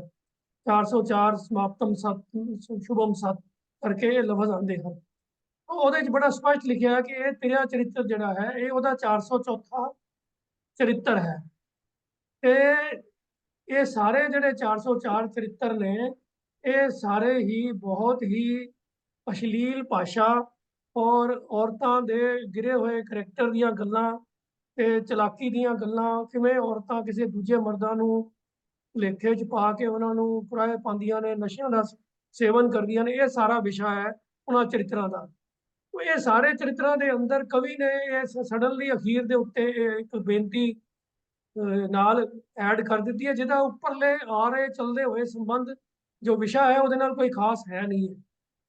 ਇਸ ਤੋਂ ਉੱਪਰ ਜੋ ਵਿਸ਼ਾ ਚੱਲ ਰਿਹਾ ਹੈ ਉਹ ਹੈ ਦੇਵਤਿਆਂ ਤੇ ਦੈਂਤਾਂ ਦੀ ਲੜਾਈ ਦਾ, ਜਿਹਦੇ ਵਿੱਚ ਉਹ ਫਿਰ ਦੇਵੀ ਦੈਂਤਾਂ ਕੋਲੋਂ ਘਬਰਾ ਕੇ ਦੇਵਤੇ ਜਿਹੜੇ ਨੇ ਉਹ ਦੁਰਗਾ ਦੇਵੀ ਦੇ ਕੋਲ ਬੇਨਤੀ ਕਰਦੇ ਨੇ, ਦੁਰਗਾ ਦੇਵੀ ਉਹਨਾਂ ਦੀ ਰੱਖਿਆ ਕਰਦੀ ਹੈ। ਤੇ ਇਸ ਤੋਂ ਇਮੀਡੀਏਟਲੀ ਪਹਿਲਾਂ ਇੱਕ ਪਦਾ ਆਉਂਦਾ ਹੈ, ਪੁਨ ਰਾक्षस का काटा सीसा सीरियस के जगत के ईसा, ਇਸ ਤਰ੍ਹਾਂ ਦੀ ਬੇਨਤੀ ਆਉਂਦੀ ਹੈ। ਤੋ ਇਹ ਜੋ ਪਹਿਲਾ ਹਿੱਸਾ ਹੈ ਕੱਟ ਕੇ, ਪਿਛਲਾ ਹਿੱਸਾ ਵੀ ਕੱਟ ਕੇ, ਇਹ ਵਿੱਚੋਂ 25 ਜਿਹੜੇ ਪਦੇ ਨੇ ਉਹ ਸਾਡੇ ਨਿਤਨੇਮ ਦੇ ਵਿੱਚ ਜੋੜ ਦਿੱਤੇ ਗਏ ਨੇ। ਤੋ ਇਹ ਰਚਨਾ ਦੇ ਬਾਰੇ ਗੁਰੂ ਗੋਬਿੰਦ ਸਿੰਘ ਪਾਤਸ਼ਾਹ ਇਹ ਤਾਂ ਕੋਈ ਵੀ ਜਰਾ ਜਿੰਨਾ ਵੀ ਧਿਆਨ ਨਾਲ ਕੋਈ ਇਹਨਾਂ ਚਰਿੱਤਰਾਂ ਨੂੰ ਪੜ੍ਹੇਗਾ ਤਾਂ ਨਿਸ਼ਚਿਤ ਤੌਰ ਤੇ ਹੀ ਉਹ ਇਸ ਨਤੀਜੇ ਤੇ ਪਹੁੰਚੇਗਾ ਕਿ ਐਸੀ ਰਚਨਾ ਦੇ ਕਰਤਾ ਗੁਰੂ ਗੋਬਿੰਦ ਸਿੰਘ ਪਾਤਸ਼ਾਹ ਤਾਂ ਕਦੀ ਨਹੀਂ ਹੋ ਸਕਦੇ। ਪਰ ਫਿਰ ਵੀ ਕਈ ਲੋਕ ਜ਼ਿੱਦ ਕਰਕੇ ਇਹ ਸਾਰੀ ਰਚਨਾ ਨੂੰ ਗੁਰੂ ਗੋਬਿੰਦ ਸਿੰਘ ਪਾਤਸ਼ਾਹ ਦੀ ਰਚਨਾ ਕਹਿ ਕੇ ਮੰਨੀ ਜਾਂਦੇ ਹਨ, ਪਰ ਇਹ ਹੈ ਗੱਲ ਬਿਲਕੁਲ ਨਾਮੁਮਕਿਨ ਜੀ। ਉਹ ਖੈਰ ਉਸ ਪੱਖ ਵੱਲ ਬਹੁਤ ਲੰਬਾ ਵਿਸ਼ਾ ਹੈ, ਉਹਦੇ ਵੱਲ ਨਾ ਜਾਂਦੇ ਹੋਇਆ ਜਿਹੜੀ ਪੰਕਤੀ ਦੇ ਗੱਲ ਪੁੱਛੀ ਸੀ ਬਈ ਮਰਨ ਕਾਲ ਕਾ ਤਰਾਸ ਨਿਵਰਿਆ ਕਿਵੇਂ ਗੁਰੂ ਗੋਬਿੰਦ ਸਿੰਘ ਪਾਤਸ਼ਾਹ ਨੇ ਉਚਾਰਿਆ, ਪਹਿਲੀ ਗੱਲ ਤੇ ਹੈ ਕਿ ਉਹਨਾਂ ਦੀ ਉਚਾਰਨ ਕੀਤੀ ਹੋਈ ਰਚਨਾ ਹੈ ਨਹੀਂ ਹੈ, ਪਰ ਜਿਸ ਕਵੀ ਨੇ ਵੀ ਉਚਾਰਨ ਕੀਤੀ ਹੈ ਉਹ ਜ਼ਰੂਰੀ ਨਹੀਂ ਕਿ ਆਪਣੇ ਵੱਲੋਂ ਕਹਿ ਰਿਹਾ ਹੈ, ਉਹ ਪੜ੍ਹਨ ਵਾਲਿਆਂ ਦੇ ਬਿਹਾਫ ਦੇ ਉੱਤੇ ਉਹਨਾਂ ਦੀ ਗੱਲ ਫਸਟ ਪਰਸਨ 'ਚ ਕਰ ਰਿਹਾ ਹੈ। ਤੋ ਇਹਦੇ ਅਰਥ ਇਹੀ ਹਨ ਕਿ ਮਰਨ ਦਾ ਜੋ ਸਮੇਂ ਦਾ ਜੋ ਡਰ ਹੈ ਉਹ ਮੇਰੇ ਅੰਦਰੋਂ ਨਿਕਲ ਜਾਵੇ। तो इतने ही वचन प्रवान करने की। वाहिगुरू जी का खालसा, वाहिगुरू जी की फतेह। संगत जी एक बहुत ही अहम गल जिहड़ी है सानू देखनी चाहिए है कि किहड़ियां अथॉरिटीज़ ने जिहड़ियां अपने आप तब्दीलियां कर लैंदियां ने। जिवें वीर जी ने डिस्पले किया जिहड़ा पाठ की गल चल रही है ਉਹਦੇ ਤੇ ਕਵੀ ਆਵਾਜ਼ ਬੇਨਤੀ ਚੋਪਈ ਲਿਖਿਆ। ਕੁਝ ਸਾਲ ਪਹਿਲਾਂ ਜਿਹੜੇ ਆਪਾਂ ਦੇਖਦੇ ਆ ਗੁਟਕਾ ਸਾਹਿਬਾਨ ਉਹਨਾਂ 'ਚ ਤੇ ਇਹ ਹੈ ਜਿਹੜਾ ਕਵੀ ਹੋਏ। ਫਿਰ ਕਈ ਵਾਰੀ ਅੱਗੇ ਆ ਗਿਆ ਪਾਤਸ਼ਾਹੀ ਦਸਵੀਂ, ਹੁਣ ਬਹੁਤ ਸਾਰੇ ਗੁਟਕੇ ਐਸੇ ਛਪੇ ਨੇ ਜਿੱਥੇ ਬਕਾਇਦਾ ਉੱਪਰ ਇੱਕ ਓਂਕਾਰ ਵਾਹਿਗੁਰੂ ਜੀ ਕੀ ਫਤਿਹ ਕਰਕੇ ਲਿਖਿਆ ਹੁੰਦਾ। ਦੇਖੋ ਗੱਲ ਇਹ ਆ ਵੀ ਕੋਈ ਇਹ ਸਾਰੀਆਂ ਜਿਹੜੀਆਂ ਚੀਜ਼ਾਂ ਨੇ ਇਹ ਚਾਹੇ ਗੁਟਕੇ ਨੇ ਜਾਂ ਬਾਕੀ ਸਟੀਕਾਂ ਨੇ ਉਹਨਾਂ 'ਚ ਇਹੋ ਜਿਹੀ ਡੇਵੀਏਸ਼ਨ ਨਹੀਂ ਹੋਣੀ ਚਾਹੀਦੀ ਜਿਹੜੀ ਗੁਰੂ ਗ੍ਰੰਥ ਸਾਹਿਬ ਤੋਂ ਵੱਖਰੀ ਹੋ। ਤੋ ਆਪਣੀ ਮਰਜ਼ੀ ਦੇ ਨਾਲ ਹੁਣ ਅਸੀਂ ਦੇਖਦੇ ਹਾਂ ਜਿਹੜੀ ਪ੍ਰਵਾਨ ਸਿੱਖ ਰਹਿਤ ਮਰਿਆਦਾ ਹੈ ਉਹਦੀ ਜਿਹੜੀ ਰਹਿਰਾਸ ਦੀ ਵਰਡਿੰਗ ਹੈ ਉਹਦੇ 'ਚ ਵੀ ਅਗਰ ਤੁਸੀਂ ਸੁਣੋ ਤੇ 2-3 ਤਬਦੀਲੀਆਂ ਕਦੋਂ ਕੀਤੀਆਂ ਕਿ ਨਹੀਂ ਕੀਤੀਆਂ ਕੋਈ ਪਤਾ ਨਹੀਂ। ਭਾਵੇਂ ਉਹ ਅੱਖਰਾਂ ਨਾਲ ਬਹੁਤਾ ਫਰਕ ਪੈਂਦਾ ਜਾਂ ਨਹੀਂ ਪੈਂਦਾ ਵੱਖਰਾ ਵਿਸ਼ਾ, ਪਰ ਇੱਕ ਚੀਜ਼ ਜਿਹੜੀ ਸਿੱਕੇਬੰਦ ਬਣ ਗਈ ਹੈ ਉਹਨੂੰ ਉਹਦੀ ਅਥਾਰਟੀ ਹੀ ਚੇਂਜ ਕਰ ਸਕਦੀ ਹੈ। ਪਰ ਇਹ ਜਿਹੜੇ ਵੀ ਗੁਟਕੇ ਛਾਪਦੇ ਨੇ ਉਹ ਆਪਣੀ ਮਰਜ਼ੀ ਨਾਲ ਸਿਰਲੇਖ ਜਿਹੜਾ ਟਾਈਟਲ ਵੀ ਬਦਲ ਦਿੰਦੇ ਨੇ। ਸਾਨੂੰ ਇਹਨਾਂ ਬਾਰੇ ਧਿਆਨ ਦੇਣਾ ਚਾਹੀਦਾ। ਔਰ ਦੂਜੀ ਜਿਹੜੀ ਹੈ ਉਹ ਮੈਂ ਕਹਾਂਗਾ ਵੀ ਉਹਦਾ ਹੱਲ ਸਤਿਗੁਰੂ ਕਰਨ ਕਿ ਹਰੇਕ ਬਹੁਤ ਸਾਰੇ ਗੁਰਦੁਆਰਿਆਂ ਦੇ ਵਿੱਚ ਵੱਖੋ ਵੱਖ ਤਰ੍ਹਾਂ ਨਾਲ ਜਿਹੜੀਆਂ ਨਾ ਈਵਨ ਜਿਸ ਆਪਾਂ ਪਾਠ ਦੀ ਗੱਲ ਕਰ ਰਹੇ ਚੌਪਈ ਦੀ, ਕਿਤੇ 25 ਬੰਦ ਪੜ੍ਹੇ ਜਾਂਦੇ ਨੇ, ਕਿਤੇ 52 ਪੜ੍ਹੇ ਜਾਂਦੇ ਨੇ, ਕਿਤੇ ਇਨ ਬਿਟਵੀਨ ਸਿਰਫ 25 ਦੇ ਬਾਅਦ 2-3 ਬੰਦ ਪੜ੍ਹ ਕੇ ਸਮਾਪਤੀ ਕੀਤੀ ਜਾਂਦੀ ਹੈ। ਮਤਲਬ ਯੂਨੀਫਾਰਮਿਟੀ ਹੋਣੀ ਚਾਹੀਦੀ ਹੈ, ਇਕਸਾਰਤਾ ਹੋਣੀ ਚਾਹੀਦੀ ਹੈ। ਇਹਦੇ ਬਾਰੇ ਸਾਨੂੰ ਧਿਆਨ ਦੇਈਏ ਔਰ ਜੇ ਕੋਸ਼ਿਸ਼ ਕਰੀਏ ਕਿ ਅਸੀਂ ਗਾਏ ਬਗਾਏ ਸ਼੍ਰੋਮਣੀ ਗੁਰਦੁਆਰਾ ਪ੍ਰਬੰਧਕ ਕਮੇਟੀ ਨੂੰ ਆਗਾਹ ਕਰਦੇ ਰਹੀਏ ਕਿ ਉਹ ਇਹਨਾਂ ਚੀਜ਼ਾਂ ਵੱਲ ਧਿਆਨ ਦੇਣ। ਭਾਵੇਂ ਉਹ ਬਹੁਤਾ ਪ੍ਰਵਾਹ ਨਹੀਂ ਕਰਦੇ, ਅਸੀਂ ਚਿੱਠੀਆਂ ਲਿਖਦੇ ਹਾਂ, ਪਰ ਚਲੋ ਸਾਡਾ ਫਰਜ਼ ਹੈ ਲਿਖੀ ਜਾਣਾ, ਉਹਨਾਂ ਨੂੰ ਆਗਾਹ ਕਰਦੇ ਜਾਣਾ। ਧੰਨਵਾਦ ਵੀਰ ਮਨਿੰਦਰਪਾਲ ਸਿੰਘ ਜੀ, ਆਪ ਜੀ ਨੇ ਇਸ ਸ਼ਬਦ ਦੀ ਇਸ ਸਵਾਲ ਦੀ ਜੋ ਡਿਊਟੀ ਉਹ ਨਿਭਾਈ ਹੈ। ਸੰਗਤ ਜੀ ਹੁਣ ਅਖੀਰਲਾ ਸਵਾਲ ਇੱਕ ਹੈ ਆਪਾਂ ਹੋਰ ਲੈਣਾ, ਉਹ ਹੱਲ ਕਰਨਗੇ ਸਾਹਿਬ ਤੇਜਿੰਦਰ ਸਿੰਘ ਜੀ। ਤੇ ਸਵਾਲ ਬੜਾ ਅਹਿਮ ਹੈ ਕਿ ਜਿਸ ਵੇਲੇ ਲਾਵਾਂ ਹੁੰਦੀਆਂ ਨੇ ਤੇ ਜਿਹੜਾ ਬੱਚਾ ਬੱਚੀ ਹੈ ਉਹ ਆਮ ਤੌਰ ਤੇ ਦੇਖਿਆ ਜਾਂਦਾ ਹੈ ਕਿ ਹਰੇਕ ਲਾਮ ਤੋਂ ਬਾਅਦ ਮੱਥਾ ਟੇਕ ਕੇ ਪਰਿਕਰਮਾ ਕਰਕੇ ਬਹਿ ਜਾਂਦੇ ਨੇ, ਫਿਰ ਸੁਣਦੇ ਨੇ ਬੈਠ ਕੇ, ਫਿਰ ਜਿਸ ਵੇਲੇ ਕੀਰਤਨ ਹੁੰਦਾ ਉਸ ਵੇਲੇ ਫਿਰ ਉਹ ਉੱਠ ਕੇ ਤੇ ਫਿਰ ਪਰਿਕਰਮਾ ਕਰਦੇ ਨੇ। ਸਵਾਲਕਰਤਾ ਨੇ ਪੁੱਛਿਆ ਵੀ ਆਇਆ ਸਾਰੀਆਂ ਲਾਵਾਂ ਦੇ ਦੌਰਾਨ ਖੜੇ ਰਹਿਣ ਦਾ ਵਿਧਾਨ ਹੈ ਜਾਂ ਬੈਠਣ ਦਾ ਵੀ ਹੈ? ਗੱਲ ਤੇ ਫਿਰ ਉੱਥੇ ਹੀ ਆ ਗਈ ਵੀ ਸਾਡੇ 'ਚ ਇਕਸਾਰਤਾ ਹੋਣੀ ਚਾਹੀਦੀ ਹੈ, ਪਰ ਹੈ ਕੀ ਹੈ, ਮਰਿਆਦਾ ਕੀ ਕਹਿੰਦੀ ਹੈ? ਸਤਿਜਿੰਦਰ ਸਿੰਘ ਜੀ ਦੱਸੋ। ਅਨਮਿਊਟ ਕਰ ਲਓ ਜੀ, ਤੇਜਿੰਦਰ ਸਿੰਘ ਅਨਮਿਊਟ। ਵਾਹਿਗੁਰੂ ਜੀ ਕਾ ਖਾਲਸਾ ਵਾਹਿਗੁਰੂ ਜੀ ਕੀ ਵਾਹਿਗੁਰੂ ਫਤਿਹ। ਜੀ ਕੀ ਫਤਿਹ। ਜਿਵੇਂ ਵੀਰ ਜੀ ਨੇ ਦੱਸਿਆ ਹੈ ਕਿ ਆਨੰਦ ਕਾਰਜ ਜੋ ਸਿੱਖਾਂ ਦੇ ਵਿੱਚ ਸਾਨੂੰ ਕਰਨਾ ਜ਼ਰੂਰੀ ਹੈ। ਜਦੋਂ ਵੀ ਬੱਚਾ ਔਰ ਬੱਚੀ ਉਸ ਉਮਰ ਦੇ ਲਾਇਕ ਹੋ ਜਾਣ ਕਿ ਜਵਾਨ ਹੋ ਜਾਣ, ਤਾਂ ਉਸ ਵੇਲੇ ਜਿਹੜੇ ਹਨ ਮਾਤਾ ਪਿਤਾ ਉਹਨਾਂ ਨੂੰ ਫਿਕਰ ਪੈ ਜਾਂਦਾ ਹੈ ਕਿ ਆਪਣੇ ਬੱਚਿਆਂ ਦਾ ਯੋਗ ਵਰ ਜਿਹੜਾ ਹੈ ਲੱਭਿਆ ਜਾਏ। ਤਾਂ ਉਸ ਵਾਸਤੇ ਉਦਮ ਕਰਦੇ ਹਨ। ਜਦੋਂ ਕੋਈ ਯੋਗ ਲੜਕਾ ਜਾਂ ਲੜਕੀ ਮਿਲ ਜਾਂਦੇ ਹਨ ਤਾਂ ਉਹਨਾਂ ਵਾਸਤੇ ਜਿਹੜਾ ਹੈ ਆਨੰਦ ਕਾਰਜ ਦਾ ਜਿਹੜਾ ਹੈ ਉਹ ਰਸਮ ਪ੍ਰਾਰੰਭ ਹੁੰਦੀ ਹੈ। ਇਹ ਸਾਰੀ ਗੱਲ ਜਿਹੜੀ ਹੈ, ਜਿਹੜੀ ਮੈਂ ਆਪ ਜੀ ਨਾਲ ਵਿਚਾਰ ਕਰਨੀ ਹੈ ਔਰ ਜਿਹਦਾ ਸਵਾਲ ਦੇ ਨਾਲ ਸੰਬੰਧ ਹੈ, ਉਹ ਹੈ ਕਿ ਜੋ ਸਿੱਖ ਰਿਆਤ ਮਰਿਆਦਾ ਹੈ, ਸਾਡਾ ਕੋਡ ਆਫ ਕੰਡਕਟ ਹੈ ਕਿ ਅਸੀਂ ਆਪਣੇ ਜੀਵਨ ਨੂੰ ਕਿਸ ਤਰ੍ਹਾਂ ਸਾਡਾ ਜਨਮ ਸੰਸਕਾਰ, ਸਾਡਾ ਆਨੰਦ ਸੰਸਕਾਰ, ਅੰਮ੍ਰਿਤ ਸੰਸਕਾਰ ਔਰ ਮ੍ਰਿਤਕ ਸੰਸਕਾਰ ਆਦਿ ਜਿਹੜੇ ਸੰਸਕਾਰ ਹਨ ਉਹਨੂੰ ਅਸੀਂ ਕਿਵੇਂ ਕਰਨਾ ਹੈ। ਤਾਂ ਉਹਦੇ ਵਿੱਚ ਕੋਈ ਭੰਬਲ ਭੂਸਾ ਨਾ ਰਵੇ, ਇਸ ਕਰਕੇ ਕੌਮ ਦੇ ਵਿਦਵਾਨਾਂ ਨੇ ਬੜੀ ਮਿਹਨਤ ਕਰਕੇ ਲਗਨ ਨਾਲ ਇਹ ਸਿੱਖ ਰਿਆਤ ਮਰਿਆਦਾ ਤਿਆਰ ਕੀਤੀ, ਜਿਸ ਨੂੰ 1945 ਦੇ ਅੰਦਰ ਜਿਹੜਾ ਹੈ ਸ੍ਰੀ ਅਕਾਲ ਤਖਤ ਸਾਹਿਬ ਤੋਂ ਪ੍ਰਵਾਨ ਕਰਕੇ ਪੰਥ ਵਿੱਚ ਉਸ ਨੂੰ ਮੰਨਣ ਵਾਸਤੇ ਜਾਰੀ ਕੀਤਾ ਗਿਆ। ਤਾਂ ਉਹਦੇ ਵਿੱਚ ਜੋ ਆਨੰਦ ਸੰਸਕਾਰ ਰੀਤੀ ਹੈ, ਉਹਦੇ ਵਿੱਚ ਕੁਝ ਗੱਲਾਂ ਨੇ ਜਿਹੜੀਆਂ ਬਹੁਤ ਅਹਿਮ ਨੇ। ਹਾਲਾਂਕਿ ਉਹ ਬਿਲਕੁਲ ਜਿਹੜਾ ਸਵਾਲ ਹੈ ਉਹਦਾ ਤੇ 2 ਮਿੰਟਾਂ ਅੰਦਰ ਜਵਾਬ ਦਿੱਤਾ ਜਾ ਸਕਦਾ ਹੈ, ਲੇਕਿਨ ਸਾਨੂੰ ਕਿਉਂਕਿ ਸਵਾਲ ਆਨੰਦ ਕਾਰਜ ਦੇ ਨਾਲ ਸੰਬੰਧਿਤ ਹੈ ਔਰ ਸਿੱਖ ਰਿਆਤ ਮਰਿਆਦਾ ਹੈ, ਤੇ ਸਾਨੂੰ ਥੋੜਾ ਜਿਹਾ ਉਸ ਪਾਸੇ ਵੱਲ ਧਿਆਨ ਦੇਣ ਦੀ ਲੋੜ ਹੈ ਕਿ ਸਿੱਖ ਸਿੱਖਣੀ ਦਾ ਵਿਆਹ ਬਿਨਾਂ ਜਾਤ ਗੋਤ ਵਿਚਾਰੇ ਹੋਣਾ ਚਾਹੀਏ। ਸਿੱਖ ਦੀ ਪੁੱਤਰੀ ਦਾ ਵਿਆਹ ਸਿੱਖ ਨਾਲ ਹੀ ਹੋਵੇ। ਸਿੱਖ ਦਾ ਵਿਆਹ ਆਨੰਦ ਰੀਤੀ ਨਾਲ ਕਰਨਾ ਚਾਹੀਏ।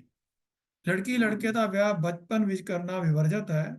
ਜਦ ਲੜਕੀ ਸਰੀਰ ਮਨ ਤੇ ਆਚਾਰ ਕਰਕੇ ਵਿਆਹ ਕਰਨ ਦੇ ਯੋਗ ਹੋ ਜਾਵੇ ਤਾਂ ਕਿਸੇ ਯੋਗ ਸਿੱਖ ਨਾਲ ਆਨੰਦ ਪੜਾਇਆ ਜਾਏ। ਆਨੰਦ ਤੋਂ ਪਹਿਲਾਂ ਕੁੜਮਾਈ ਦੀ ਰਸਮ ਜ਼ਰੂਰੀ ਨਹੀਂ, ਪਰ ਜੇ ਕਰਨੀ ਹੋਵੇ ਤਾਂ ਲੜਕੀ ਵਾਲੇ ਕਿਸੇ ਦਿਨ ਸੰਗਤ ਜੋੜ ਕੇ ਸ੍ਰੀ ਗੁਰੂ ਗ੍ਰੰਥ ਸਾਹਿਬ ਜੀ ਦੇ ਹਜ਼ੂਰ ਅਰਦਾਸਾ ਸੋਧ ਕੇ ਇੱਕ ਕਿਰਪਾਨ, ਕੜਾ ਤੇ ਕੁਝ ਮਿੱਠਾ ਲੜਕੇ ਦੇ ਪੱਲੇ ਪਾ ਦੇਣ। ਆਨੰਦ ਦਾ ਦਿਨ ਮੁਕਰਰ ਕਰਨ ਲੱਗਿਆ ਕੋਈ ਥਿਤ ਵਾਰ ਚੰਗੇ ਮੰਦੇ ਦਿਨ ਦੀ ਖੋਜ ਕਰਨ ਲਈ ਪੱਤਰੀ ਵਾਚਨਾ ਮਨਮਤ ਹੈ। ਕੋਈ ਦਿਨ ਜੋ ਦੋਹਾਂ ਧਿਰਾਂ ਨੂੰ ਆਪਸ ਵਿੱਚ ਸਲਾਹ ਕਰਕੇ ਚੰਗਾ ਦਿਸੇ, ਨੀਅਤ ਕਰ ਲੈਣਾ ਚਾਹੀਦਾ। ਸਿਹਰਾ ਮੁਕੜ ਜਾਂ ਗਾਨਾ ਬੰਨਣਾ, ਪਿੱਤਰ ਪੂਜਨੇ, ਕੱਚੀ ਲੱਸੀ ਵਿੱਚ ਪੈਰ ਪਾਉਣਾ, ਬੇਰੀ ਜਾਂ ਝੰਡੀ ਵੱਢਣੀ, ਘੜੋਲੀ ਭਰਨੀ, ਰੁੱਸ ਕੇ ਜਾਣਾ, ਛੰਦ ਪੜਨੇ, ਹਵਨ ਕਰਨਾ, ਵੇਦੀ ਗੜਨੀ, ਵੇਸਵਾ ਦਾ ਨਾਸ਼, ਸ਼ਰਾਬ ਆਦਿ ਮਨਮਤ ਹੈ। ਜਿਤਨੇ ਥੋੜੇ ਆਦਮੀ ਲੜਕੀ ਵਾਲਾ ਮੰਗਾਵੇ, ਉਤਨੇ ਨਾਲ ਲੈ ਕੇ ਲੜਕਾ ਸਹੁਰੇ ਘਰ ਜਾਵੇ। ਦੋਹੀਂ ਪਾਸੇ ਗੁਰਬਾਣੀ ਦੇ ਸ਼ਬਦ ਗਾਏ ਜਾਣ ਤੇ ਫਤਿਹ ਗਜਾਈ ਜਾਏ। ਵਿਆਹ ਵੇਲੇ ਹੁਣ ਜੋ ਰਸਮ ਹੈ ਉਸ ਦਾ ਜ਼ਿਕਰ ਕਰਦੇ ਹਾਂ। ਇਸ ਤੋਂ ਪਹਿਲਾਂ ਕਿ ਇਸ ਰਸਮ ਦਾ ਜ਼ਿਕਰ ਕਰਾਂ, ਮੈਂ ਦੱਸਾਂ ਕਿ ਦੁਨੀਆ ਦੇ ਅੰਦਰ ਵਿਆਹ ਦੀਆਂ ਜਿਹੜੀ ਰਸਮਾਂ ਹਨ ਤਕਰੀਬਨ ਸਾਰੇ ਹੀ ਧਰਮਾਂ ਦੇ ਅੰਦਰ ਉਸ ਦਾ ਕੋਈ ਨਾ ਕੋਈ ਆਪਣਾ ਰੀਤੀ ਰਿਵਾਜ ਉਹਨਾਂ ਨੇ ਬਣਾਇਆ ਹੈ। ਜੇ ਅਸੀਂ ਕ੍ਰਿਸਚੀਅਨਿਟੀ ਤੋਂ ਆਰੰਭ ਕਰੀਏ ਤਾਂ ਉਹਨਾਂ ਦਾ ਚਰਚ ਦੇ ਅੰਦਰ ਜਿਹੜੀ ਉਹਨਾਂ ਦੀ ਮੈਰਿਜ ਹੁੰਦੀ ਹੈ, ਉਸ ਨੂੰ ਜਿਹੜਾ ਚਰਚ ਦਾ ਫਾਦਰ ਹੈ ਉਹ ਉਸ ਨੂੰ ਕਰਾਉਂਦਾ ਹੈ, ਔਰ ਉਹਦੇ ਵਿੱਚ ਜਿਹੜੇ ਵੀ ਜਿਨ੍ਹਾਂ ਦੀ ਵੀ ਮੈਰਿਜ ਹੋਣੀ ਹੁੰਦੀ ਹੈ ਉਹ ਲੜਕਾ ਔਰ ਲੜਕੀ ਉੱਥੇ ਪਹੁੰਚਦੇ ਹਨ। ਉਹਨਾਂ ਦਾ ਬੈਪਟਿਜ਼ਮ ਪ੍ਰਾਪਤ ਕਰਨਾ, ਅੰਮ੍ਰਿਤ ਛਕਣਾ ਉਹਨਾਂ ਦੇ ਮੁਤਾਬਕ ਜ਼ਰੂਰੀ ਹੁੰਦਾ ਹੈ। ਮੁਸਲਮਾਨਾਂ ਦੇ ਅੰਦਰ ਵੀ ਨਿਆਹ ਦੀ ਰਸਮ ਹੈ, ਜੋ ਕਾਜ਼ੀ ਜਿਹੜਾ ਹੈ ਔਰ ਮੌਲਵੀ ਜਿਹੜੇ ਹਨ ਇਹ ਉਸ ਨੂੰ ਪੜ੍ਹਾਉਂਦੇ ਹਨ, ਔਰ ਉਹ ਰਿਟਰਨ ਜਿਹੜੀ ਹੈ ਉਹਨਾਂ ਦੀ ਪਰਮਿਸ਼ਨ ਲਈ ਜਾਂਦੀ ਲੜਕੀ ਦੀ, ਔਰ ਲੜਕੀ ਪੜ੍ਹਦੇ ਚ ਹੁੰਦੀ ਹੈ ਤੇ ਉਹ ਉਸ ਨੂੰ ਪੁੱਛਦਾ 3 ਵਾਰੀ ਕਿ ਇਹ ਤੈਨੂੰ ਕਬੂਲ ਹੈ, ਨਿਕਾਹ ਕਬੂਲ ਹੈ, ਕਬੂਲ ਹੈ, ਕਬੂਲ ਹੈ। 3 ਵਾਰੀ ਉਹਨੂੰ ਕਹਿਣਾ ਪੈਂਦਾ ਵੀ ਮੈਨੂੰ ਕਬੂਲ ਹੈ, ਕਬੂਲ ਹੈ, ਕਬੂਲ ਹੈ, ਤੇ ਉਸ ਨੂੰ ਵਧਾਈਆਂ ਦਿੱਤੀਆਂ ਜਾਂਦੀਆਂ ਨੇ। ਇਸ ਤਰ੍ਹਾਂ ਉਹਨਾਂ ਦਾ ਜਿਹੜਾ ਹੈ ਉਹ ਨਿਕਾਹ ਹੋ ਜਾਂਦਾ। ਤਾਂ ਬੁੱਧ ਧਰਮ ਅੰਦਰ ਵੀ ਐਸੀ ਹੀ ਰਚਨਾ ਹੈ ਕਿ ਲੜਕਾ ਜਿਹੜਾ ਲੜਕੀ ਵਾਲਿਆਂ ਦੇ ਘਰ ਜਾਂਦਾ ਹੈ ਤੇ ਉੱਥੇ ਉਹਨਾਂ ਕੋਲੋਂ ਲੜਕੀ ਦਾ ਜਿਹੜਾ ਹੈ ਹੱਥ ਮੰਗਦਾ ਕਿ ਮੈਂ ਮੈਰਿਜ ਕਰਨਾ ਚਾਹੁੰਦਾ। ਇਸ ਸੈਰਮਨੀ ਨੂੰ ਚੇਸੀਆਂ ਜਿਹੜੇ ਤੌਰ ਦੇ ਉੱਪਰ ਕਿਹਾ ਜਾਂਦਾ ਹੈ, ਔਰ ਇਸ ਨੂੰ ਇੱਕ ਲਾਮਾ ਜਿਹੜਾ ਹੈ ਉਹਨੂੰ ਰਿਲੀਜੀਅਸ ਡਰਿੰਕ ਜਿਹਨੂੰ ਮਾਦਿਆਨ MADYN ਕਹਿੰਦੇ ਹਨ ਉਹ ਦਿੰਦਾ ਹੈ, ਤੇ ਫਿਰ ਦੋਨਾਂ ਵਿੱਚ ਕੰਸਲਟੇਸ਼ਨ ਵਿੱਚ ਜਿਹੜੀ ਹੈ ਉਹ ਮੈਰਿਜ ਦੀ ਡੇਟ ਜਿਹੜੀ ਹੈ ਉਹ ਤੈਅ ਹੋ ਜਾਂਦੀ ਹੈ। ਹਿੰਦੂ ਭਰਾਵਾਂ ਦੇ ਵਿੱਚ, ਸਨਾਤਨੀ ਧਰਮੀਆਂ ਦੇ ਵਿੱਚ ਪੰਡਿਤ ਜਿਹੜੇ ਹਨ ਉਹ 7 ਲਾਵਾਂ ਕਰਾਉਂਦੇ ਹਨ, ਤੇ ਲੜਕਾ ਪਹਿਲੇ ਜਿਹੜੀਆਂ ਲਾਵਾਂ ਹਨ ਉਹਦੇ 'ਚ ਅੱਗੇ ਹੁੰਦਾ ਹੈ, ਉਸ ਤੋਂ ਬਾਅਦ ਜਿਹੜੀਆਂ ਲਾਵਾਂ ਹੁੰਦੀਆਂ ਹਨ ਉਹ ਉਹਦੇ ਵਿੱਚ ਪਿਛਲੀਆਂ ਸ਼ਾਇਦ 4 ਵਿੱਚ ਅੱਗੇ ਲੜਕਾ ਹੁੰਦਾ ਤਾਂ 3 ਵਿੱਚ ਫਿਰ ਲੜਕੀ ਅੱਗੇ ਹੁੰਦੀ ਹੈ। ਤਾਂ 7 ਲਾਵਾਂ ਇਸ ਤਰ੍ਹਾਂ ਕੀਤੀਆਂ ਜਾਂਦੀਆਂ ਤੇ ਉਸ ਤਰ੍ਹਾਂ ਉਹਨਾਂ ਦੀ ਜਿਹੜਾ ਹੈ ਉਹ ਵਿਆਹ ਜਿਹੜਾ ਹੈ ਸੰਪੰਨ ਹੁੰਦਾ। ਤੇ ਸਿੱਖ ਰਹਿਤ ਮਰਿਆਦਾ ਵਿੱਚ ਜੋ ਵਿਆਹ ਦਾ ਢੰਗ ਹੈ ਉਹ ਮੈਂ ਆਪ ਜੀ ਦੇ ਨਾਲ ਵਿਚਾਰ ਕਰ ਰਿਹਾ ਹਾਂ ਕਿ ਵਿਆਹ ਵੇਲੇ ਸ੍ਰੀ ਗੁਰੂ ਗ੍ਰੰਥ ਸਾਹਿਬ ਜੀ ਦੇ ਹਜ਼ੂਰ ਦੀਵਾਨ ਲੱਗੇ, ਕਿ ਗੁਰੂ ਗ੍ਰੰਥ ਸਾਹਿਬ ਦੇ ਹਜ਼ੂਰ ਦੀਵਾਨ ਲੱਗਣਾ ਜ਼ਰੂਰੀ ਹੈ। ਸੰਗਤ ਜਾਂ ਰਾਗੀ ਕੀਰਤਨ ਕਰਨ, ਫਿਰ ਲੜਕੀ ਤੇ ਲੜਕਾ ਸ੍ਰੀ ਗੁਰੂ ਗ੍ਰੰਥ ਸਾਹਿਬ ਜੀ ਦੇ ਹਜ਼ੂਰ ਬਿਠਾਏ ਜਾਣ। ਲੜਕੀ ਲੜਕੇ ਦੇ ਖੱਬੇ ਪਾਸੇ ਬੈਠੇ। ਸੰਗਤ ਦੀ ਆਗਿਆ ਲੈ ਕੇ ਆਨੰਦ ਪੜਾਉਣ ਵਾਲਾ ਸਿੱਖ ਮਰਦ ਜਾਂ ਇਸਤਰੀ ਲੜਕੇ ਲੜਕੀ ਨੂੰ ਤੇ ਉਹਨਾਂ ਦੇ ਮਾਪਿਆਂ ਜਾਂ ਸਰਬਰਾਹਾਂ ਨੂੰ ਖੜਾ ਕਰਕੇ ਆਨੰਦ ਤੇ ਆਰੰਭ ਦਾ ਅਰਦਾਸਾ ਸੋਧੇ।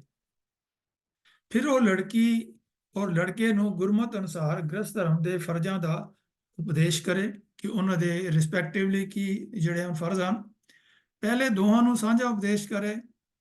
ਇਸ ਵਿੱਚ ਸੂਹੀ ਰਾਗ ਦੀਆਂ ਲਾਵਾਂ ਦੇ ਭਾਵ ਅਨੁਸਾਰ ਪਤੀ ਪਤਨੀ ਦੇ ਸੰਬੰਧ ਨੂੰ ਜੀਵ ਤੇ ਪ੍ਰਮਾਤਮਾ ਦੇ ਪਿਆਰ ਦੇ ਨਮੂਨੇ ਉਤੇ ਢਾਲਣ ਦੀ ਵਿਧੀ ਦੱਸੇ ਕਿ ਇੱਕ ਜੋ ਦੋਏ ਮੂਰਤੀ ਧਨ ਪਿਰ ਕਹੀਏ ਸੋਏ, ਕਿ ਭਾਵੇਂ ਉਹ ਵੇਖਣ ਨੂੰ ਉਹ ਦੋ ਲੱਗੇ ਹੋਣ ਲੇਕਿਨ ਅਸਲ ਵਿੱਚ ਉਹਨਾਂ ਦੀ ਜਿਹੜੀ ਵਿਚਾਰਧਾਰਾ ਹੈ ਉਹ ਇੱਕ ਹੋਣੀ ਚਾਹੀਦੀ ਹੈ। ਆਪਸ ਵਿੱਚ ਪ੍ਰੇਮ ਦੁਆਰਾ ਇੱਕ ਜੋ ਦੋਏ ਮੂਰਤੀ ਹੋਣਾ ਦੱਸੇ ਤੇ ਇੱਕ ਔਰ ਗ੍ਰਸਤ ਧਰਮ ਨਿਭਾਉਂਦੇ ਹੋਏ ਆਪਣੇ ਸਾਂਝੇ ਭਰਤਾ ਅਕਾਲ ਪੁਰਖ ਨਾਲ ਇੱਕਮਿਕ ਹੋਣਾ ਦ੍ਰਿੜਾਵੇ। ਦੋਹਾਂ ਨੇ ਇਸ ਸੰਜੋਗ ਨੂੰ ਮਨੁੱਖਾ ਜਨਮ ਦੀ ਯਾਤਰਾ ਨੂੰ ਸਫਲਤਾ ਨਾਲ ਨਿਭਾਉਣ ਦਾ ਸਾਧਨ ਬਣਾਉਣਾ ਹੈ। ਇਹ ਕੋਈ ਕੰਟਰੈਕਟ ਨਹੀਂ ਹੈ। ਦੋਹਾਂ ਨੂੰ ਇਸ ਸੰਜੋਗ ਦੇ ਰਾਹੀਂ ਪਵਿੱਤਰ ਤੇ ਗੁਰਮੁਖੀ ਜੀਵਨ ਬਿਤਾਉਣਾ ਹੈ। ਫਿਰ ਲੜਕੀ ਤੇ ਲੜਕੇ ਨੂੰ ਆਪੋ ਆਪਣੇ ਵੱਖੋ ਵੱਖਰੇ ਗ੍ਰਸਤ ਧਰਮ ਦੇ ਫਰਜ਼ ਦੱਸੇ ਜਾਣ। ਵਰ ਨੂੰ ਦੱਸਿਆ ਜਾਏ ਕਿ ਲੜਕੀ ਵਾਲਿਆਂ ਨੇ ਤੁਹਾਨੂੰ ਹੀ ਸਭ ਤੋਂ ਵਧੇਕ ਯੋਗ ਜਾਣ ਕੇ ਆਪਣੀ ਲੜਕੀ ਵਾਸਤੇ ਵਰ ਚੁਣਿਆ ਹੈ। ਆਪਨੇ ਆਪਣੀ ਪਤਨੀ ਨੂੰ ਅਰਧੰਗੀ ਜਾਣ ਕੇ ਸਾਰੀਆਂ ਅਵਸਥਾਵਾਂ ਵਿੱਚ ਇੱਕੋ ਜਿਹਾ ਪਿਆਰ ਕਰਨਾ ਹੈ ਤੇ ਵੰਡ ਛਕਣਾ ਹੈ। ਇਸ ਦੇ ਸਰੀਰ ਤੇ ਇੱਜ਼ਤ ਦੇ ਰਾਖੇ ਤੁਸੀਂ ਹੋ। ਇਸ ਦੀ ਵਰਤ ਧਰਮ ਵਿੱਚ ਪੱਕੇ ਰਹਿਣਾ। ਇਸ ਦੇ ਮਾਤਾ ਪਿਤਾ ਤੇ ਸੰਬੰਧੀਆਂ ਨੂੰ ਆਪਣੇ ਮਾਤਾ ਪਿਤਾ ਤੇ ਸੰਬੰਧੀਆਂ ਤੁਲ ਆਦਰ ਦੇਣਾ। ਕੰਨਿਆ ਨੂੰ ਦੱਸ ਦਿੱਤਾ ਜਾਵੇ ਕਿ ਆਪ ਨੂੰ ਸ੍ਰੀ ਗੁਰੂ ਗ੍ਰੰਥ ਸਾਹਿਬ ਤੇ ਸੰਗਤ ਦੇ ਹਜ਼ੂਰ ਇਸ ਸੱਜਣ ਦੇ ਲੜ ਲਾਇਆ ਜਾਂਦਾ ਹੈ। ਆਪ ਇਹਨੂੰ ਨਿਰਮਲ ਭਾਵ ਵਿੱਚ ਰਹਿੰਦੇ ਹੋਏ ਇਹਨਾਂ ਨੂੰ ਆਪਣੇ ਸਾਰੇ ਪ੍ਰੇਮ ਤੇ ਸ਼ਰਧਾ ਦਾ ਮਾਲਕ ਸਮਝਣਾ। ਦੁੱਖ ਸੁੱਖ ਦੇਸ਼ ਪ੍ਰਦੇਸ਼ ਵਿੱਚ ਆਪਣੇ ਪਤੀਵਰਤ ਧਰਮ ਵਿੱਚ ਪੱਕੇ ਰਹਿਣਾ। ਸੇਵਾ ਕਰਨੀ। ਇਹਨਾਂ ਦੇ ਮਾਤਾ ਪਿਤਾ ਦੇ ਸੰਬੰਧੀਆਂ ਨੂੰ ਆਪਣੇ ਮਾਤਾ ਪਿਤਾ ਤੇ ਸੰਬੰਧੀਆਂ ਵਾਂਗ ਜਾਣਨਾ। ਉਪਦੇਸ਼ ਦੀਆਂ ਗੱਲਾਂ ਪ੍ਰਵਾਨ ਕਰਦੇ ਹੋਏ ਵਰ ਤੇ ਕੰਨਿਆ ਦੋਵੇਂ ਸ੍ਰੀ ਗੁਰੂ ਗ੍ਰੰਥ ਸਾਹਿਬ ਜੀ ਅੱਗੇ ਮੱਥਾ ਟੇਕਣ। ਸੋ ਜਿੱਥੋਂ ਸਵਾਲ ਪੈਦਾ ਹੁੰਦਾ ਉਹ ਤਾਂ ਅੱਗੋਂ ਹੁਣ ਜਵਾਬ ਆਪ ਸੁਣ ਲੈਣਾ ਜੀ। ਫਿਰ ਲੜਕੀ ਦਾ ਪਿਤਾ ਜਾਂ ਮੁਖੀ ਸੰਬੰਧੀ ਲੜਕੇ ਦਾ ਪੱਲਾ ਲੜਕੀ ਦੇ ਹੱਥ ਫੜਾਵੇ ਤੇ ਤਾਬਿਆ ਬੈਠਾ ਸੱਜਣ ਸੂਹੀ ਮਹੱਲਾ ਚੌਥਾ ਵਿੱਚ ਦਿੱਤੀਆਂ ਲਾਵਾਂ ਦਾ ਪਾਠ ਸੁਣਾਵੇ। ਹਰੇਕ ਲਾਮ ਦਾ ਪਾਠ ਹੋਣ ਦੇ ਮਗਰੋਂ ਅੱਗੇ ਵਰ ਤੇ ਪਿੱਛੇ ਕੰਨਿਆ ਵਰ ਦਾ ਪੱਲਾ ਫੜ ਕੇ ਸ੍ਰੀ ਗੁਰੂ ਗ੍ਰੰਥ ਸਾਹਿਬ ਜੀ ਦੀਆਂ 4 ਪ੍ਰਕਰਮਾਂ ਕਰਨ। ਪ੍ਰਕਰਮਾਂ ਕਰਨ ਸਮੇਂ ਰਾਗੀ ਜਾਂ ਸੰਗਤ ਲਾਵਾਂ ਨੂੰ ਕਰਮ ਅਨੁਸਾਰ ਸੁਰ ਨਾਲ ਗਾਈ ਜਾਣ ਅਤੇ ਵਰ ਕੰਨਿਆ ਹਰ ਇੱਕ ਲਾਮ ਮਗਰੋਂ ਮੱਥਾ ਟੇਕ ਕੇ ਅਗਲੀ ਲਾਮ ਸੁਣਨ ਲਈ ਖੜੇ ਹੋ ਜਾਣ। ਉਪਰੰਤ ਮੱਥਾ ਟੇਕ ਕੇ ਆਪਣੀ ਥਾਂ ਤੇ ਬੈਠ ਜਾਣ ਤੇ ਰਾਗੀ ਸਿੰਘ ਜਾਂ ਆਨੰਦ ਕਾਜ ਕਰਾਉਣ ਵਾਲਾ ਆਨੰਦ ਸਾਹਿਬ ਦੀਆਂ ਪਹਿਲੀਆਂ 5 ਪੌੜੀਆਂ ਤੇ ਅੰਤਲੀ ਪੌੜੀ ਦਾ ਪਾਠ ਕਰੇ। ਫਿਰ ਆਨੰਦ ਦੀ ਸਮਾਪਤੀ ਦਾ ਅਰਦਾਸਾ ਸੋਧਿਆ ਜਾਏ ਤੇ ਕੜਾਹ ਪ੍ਰਸ਼ਾਦ ਵਰਤਾਇਆ ਜਾਏ। ਮੈਨੂੰ ਲੱਗਦਾ ਕਿ ਇਹ ਜੋ ਸਵਾਲ ਪੁੱਛਿਆ ਗਿਆ ਹੈ ਉਸ ਦਾ ਇਹ ਮਕਬੂਲ ਜਵਾਬ ਜਿਹੜਾ ਹੈ ਆਪ ਜੀ ਨੂੰ ਮਿਲ ਗਿਆ ਹੈ।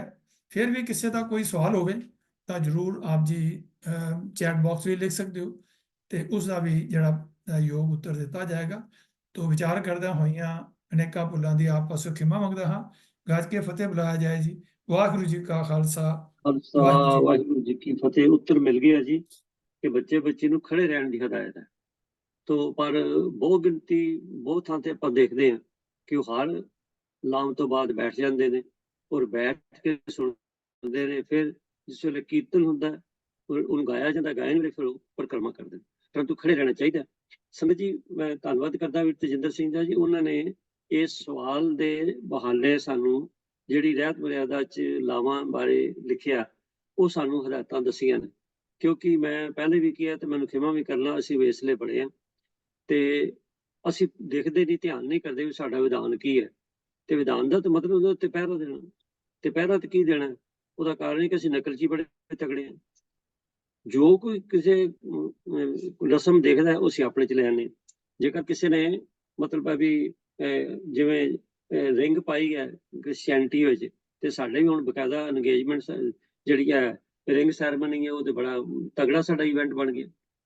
ਸਿਰਫ ਰਿੰਗ ਸੈਰਮਨੀ ਦੀ ਗੱਲ ਨਹੀਂ, ਹੋਰ ਬਹੁਤ ਸਾਰੇ ਨੇ, ਮੈਂ ਇੱਥੇ ਸਮਾਂ ਨਹੀਂ ਹੈ ਡਿਸਕਸ ਕਰਾਂ, ਆਪ ਸਭ ਨੂੰ ਪਤਾ ਹੈ। ਕੋਈ ਕਿਸੇ ਮਤ ਚੋਂ ਅਸੀਂ ਸਾਰੇ ਹੀ ਆਪਣੇ ਤੇ ਲਈ ਜਾਂਦੇ, ਤੇ ਅਸੀਂ ਆਪਣੇ ਆਪ ਨੂੰ ਗਾਰਬੇਜ ਨਾ ਬਣਾਈਏ। ਅਸੀਂ ਆਪਣੇ ਨੂੰ ਇੱਕ ਵਿਲੱਖਣ, ਮਹਾਰਾਜ ਨੇ ਕਿਹਾ ਖਾਲਸਾ ਮੇਰਾ ਰੂਪ ਹੈ ਖਾਸ, ਖਾਲਸਾ ਨਿਰੂਪਣ ਹੈ, ਖਾਲਸਾ ਵੱਖਰਾ ਹੈ। ਅਸੀਂ ਆਪਣੀ ਵੱਖਰੀ ਹੁੰਦ ਦਸੀਏ, ਪਰ ਨਹੀਂ, ਅਸੀਂ ਤੇ ਮੈਂ ਜਿਵੇਂ ਬੇਨਤੀ ਕੀਤੀ, ਮੈਨੂੰ ਖਿਮਾ ਕਰਨਾ, ਅਸੀਂ ਨਕਲ ਮਾਰਨ ਵਿੱਚ ਤੇਜ਼ ਹਾਂ ਵੀ ਜੋ ਕਿਸੇ ਕੀਤਾ ਮੈਂ ਵੀ ਕਰ ਲਵਾਂ। ਸੋ ਮੇਰੀ ਬੇਨਤੀ ਹੈ ਕਿ ਇਹਨਾਂ ਚੀਜ਼ਾਂ ਦਾ ਧਿਆਨ ਰੱਖਿਆ ਜਾਏ। ਬਾਕੀ ਠੀਕ ਹੈ, ਆਉਣ ਵਾਲੀਆਂ ਜਨਰੇਸ਼ਨਸ ਕਿੰਨੀ ਸਾਡੇ ਆਖੇ ਲੱਗਦੀਆਂ ਨੇ ਉਹ ਸਾਡੇ ਵੱਸ ਤੋਂ ਤੇ ਬਾਹਰ ਹੈ, ਪਰ ਸਤਿਗੁਰੂ ਕਿਰਪਾ ਕਰਨ। ਸਾਡਾ ਫਰਜ਼ ਹੈ ਆਗਾਹ ਜ਼ਰੂਰ ਕਰੋ, ਮੰਨਣ ਜਾਂ ਨਾ ਮੰਨਣ, ਸਾਨੂੰ ਦੱਸਣਾ ਫਰਜ਼ ਹੈ। ਤੇ ਮੈਂ ਧੰਨਵਾਦ ਕਰਦਾ ਇੱਕ ਵਾਰੀ ਫੇਰ ਵੀਰ ਤੇਜਿੰਦਰ ਸਿੰਘ ਜੀ ਦਾ। ਤੋ ਸੰਗਤ ਜੀ, ਅੱਜ ਦੇ ਇਹ ਜੋ ਸਵਾਲ ਨੇ ਉਹ ਆਪਾਂ ਇੱਥੇ ਵੀ ਉਹਨਾਂ ਨੂੰ ਸ਼ਾਮਲ ਲਾਉਂਦੇ ਹਾਂ ਜੀ। ਅਗਲੇ ਹਫਤੇ ਲਈ ਫੇਰ ਆਪਦੇ ਸਵਾਲਾਂ ਦੀ ਸਾਨੂੰ ਉਡੀਕ ਹੋਏ। ਮੈਂ ਇੱਕ ਬੇਨਤੀ ਜਿਹੜੀ ਹਮੇਸ਼ਾ ਕਰਨੀ ਹੁੰਦੀ ਹੈ ਉਹ ਇਹ ਕਿ ਆਪਣਾ ਮਤ ਦਾ ਪ੍ਰਚਾਰ ਕਿਵੇਂ ਕਰਨਾ। ਮੈਂ ਇੱਕ ਬੇਨਤੀ ਕਰਦੇ ਹਾਂ ਕਿ ਜਿਹੜਾ ਨੌਲੇਜ ਹੈ, ਗਿਆਨ ਹੈ, ਇਹ ਬੁੱਧੀ ਨੂੰ ਤੀਖਣ ਕਰਦਾ। ਤੋ ਜਿੰਨਾ ਅੱਜ ਤੇ ਹੁਣ ਹੈ ਹੀ ਇਸ ਵੇਲੇ ਨੌਲੇਜ ਦੀ ਦੁਨੀਆ, ਅਸੀਂ ਦੇਖਦੇ ਹਾਂ ਸਾਡੇ ਕੋਲ ਗਿਆਨ ਦੇ ਸੋਰਸ ਵੀ ਬਹੁਤ ਸਾਰੇ ਹੋ ਗਏ, ਸਾਰੇ ਪਾਸੇ ਅਸੀਂ ਭਰੇ ਪਏ, ਜਿੰਨਾ ਮਰਜ਼ੀ ਗਿਆਨ ਇਕੱਠਾ ਕਰ ਲਈਏ। ਤੇ ਪਰ ਫਿਰ ਵੀ ਇਹਨਾਂ ਗਿਆਨ ਦੇ ਰਿਸੋਰਸਸ ਹੋਣ ਦੇ ਬਾਵਜੂਦ ਬਹੁਤ ਸਾਰੇ ਐਸੇ ਪਰਿਵਾਰ ਨੇ ਔਰ ਉਹਨਾਂ ਦੇ ਰਸਤੇ ਵਿੱਚ ਸਭ ਤੋਂ ਵੱਡੀ ਰੁਕਾਵਟ ਕੇਵਲ ਇੱਕੋ ਹੀ ਹੈ, ਹੋਰ ਕੋਈ ਨਹੀਂ, ਉਹ ਹੈ ਫਾਈਨੈਂਸ਼ੀਅਲ ਰੁਕਾਵਟ, ਕਿ ਉਹ ਆਪਣੇ ਬੱਚਿਆਂ ਨੂੰ ਪੜ੍ਹਾ ਨਹੀਂ ਸਕਦੇ।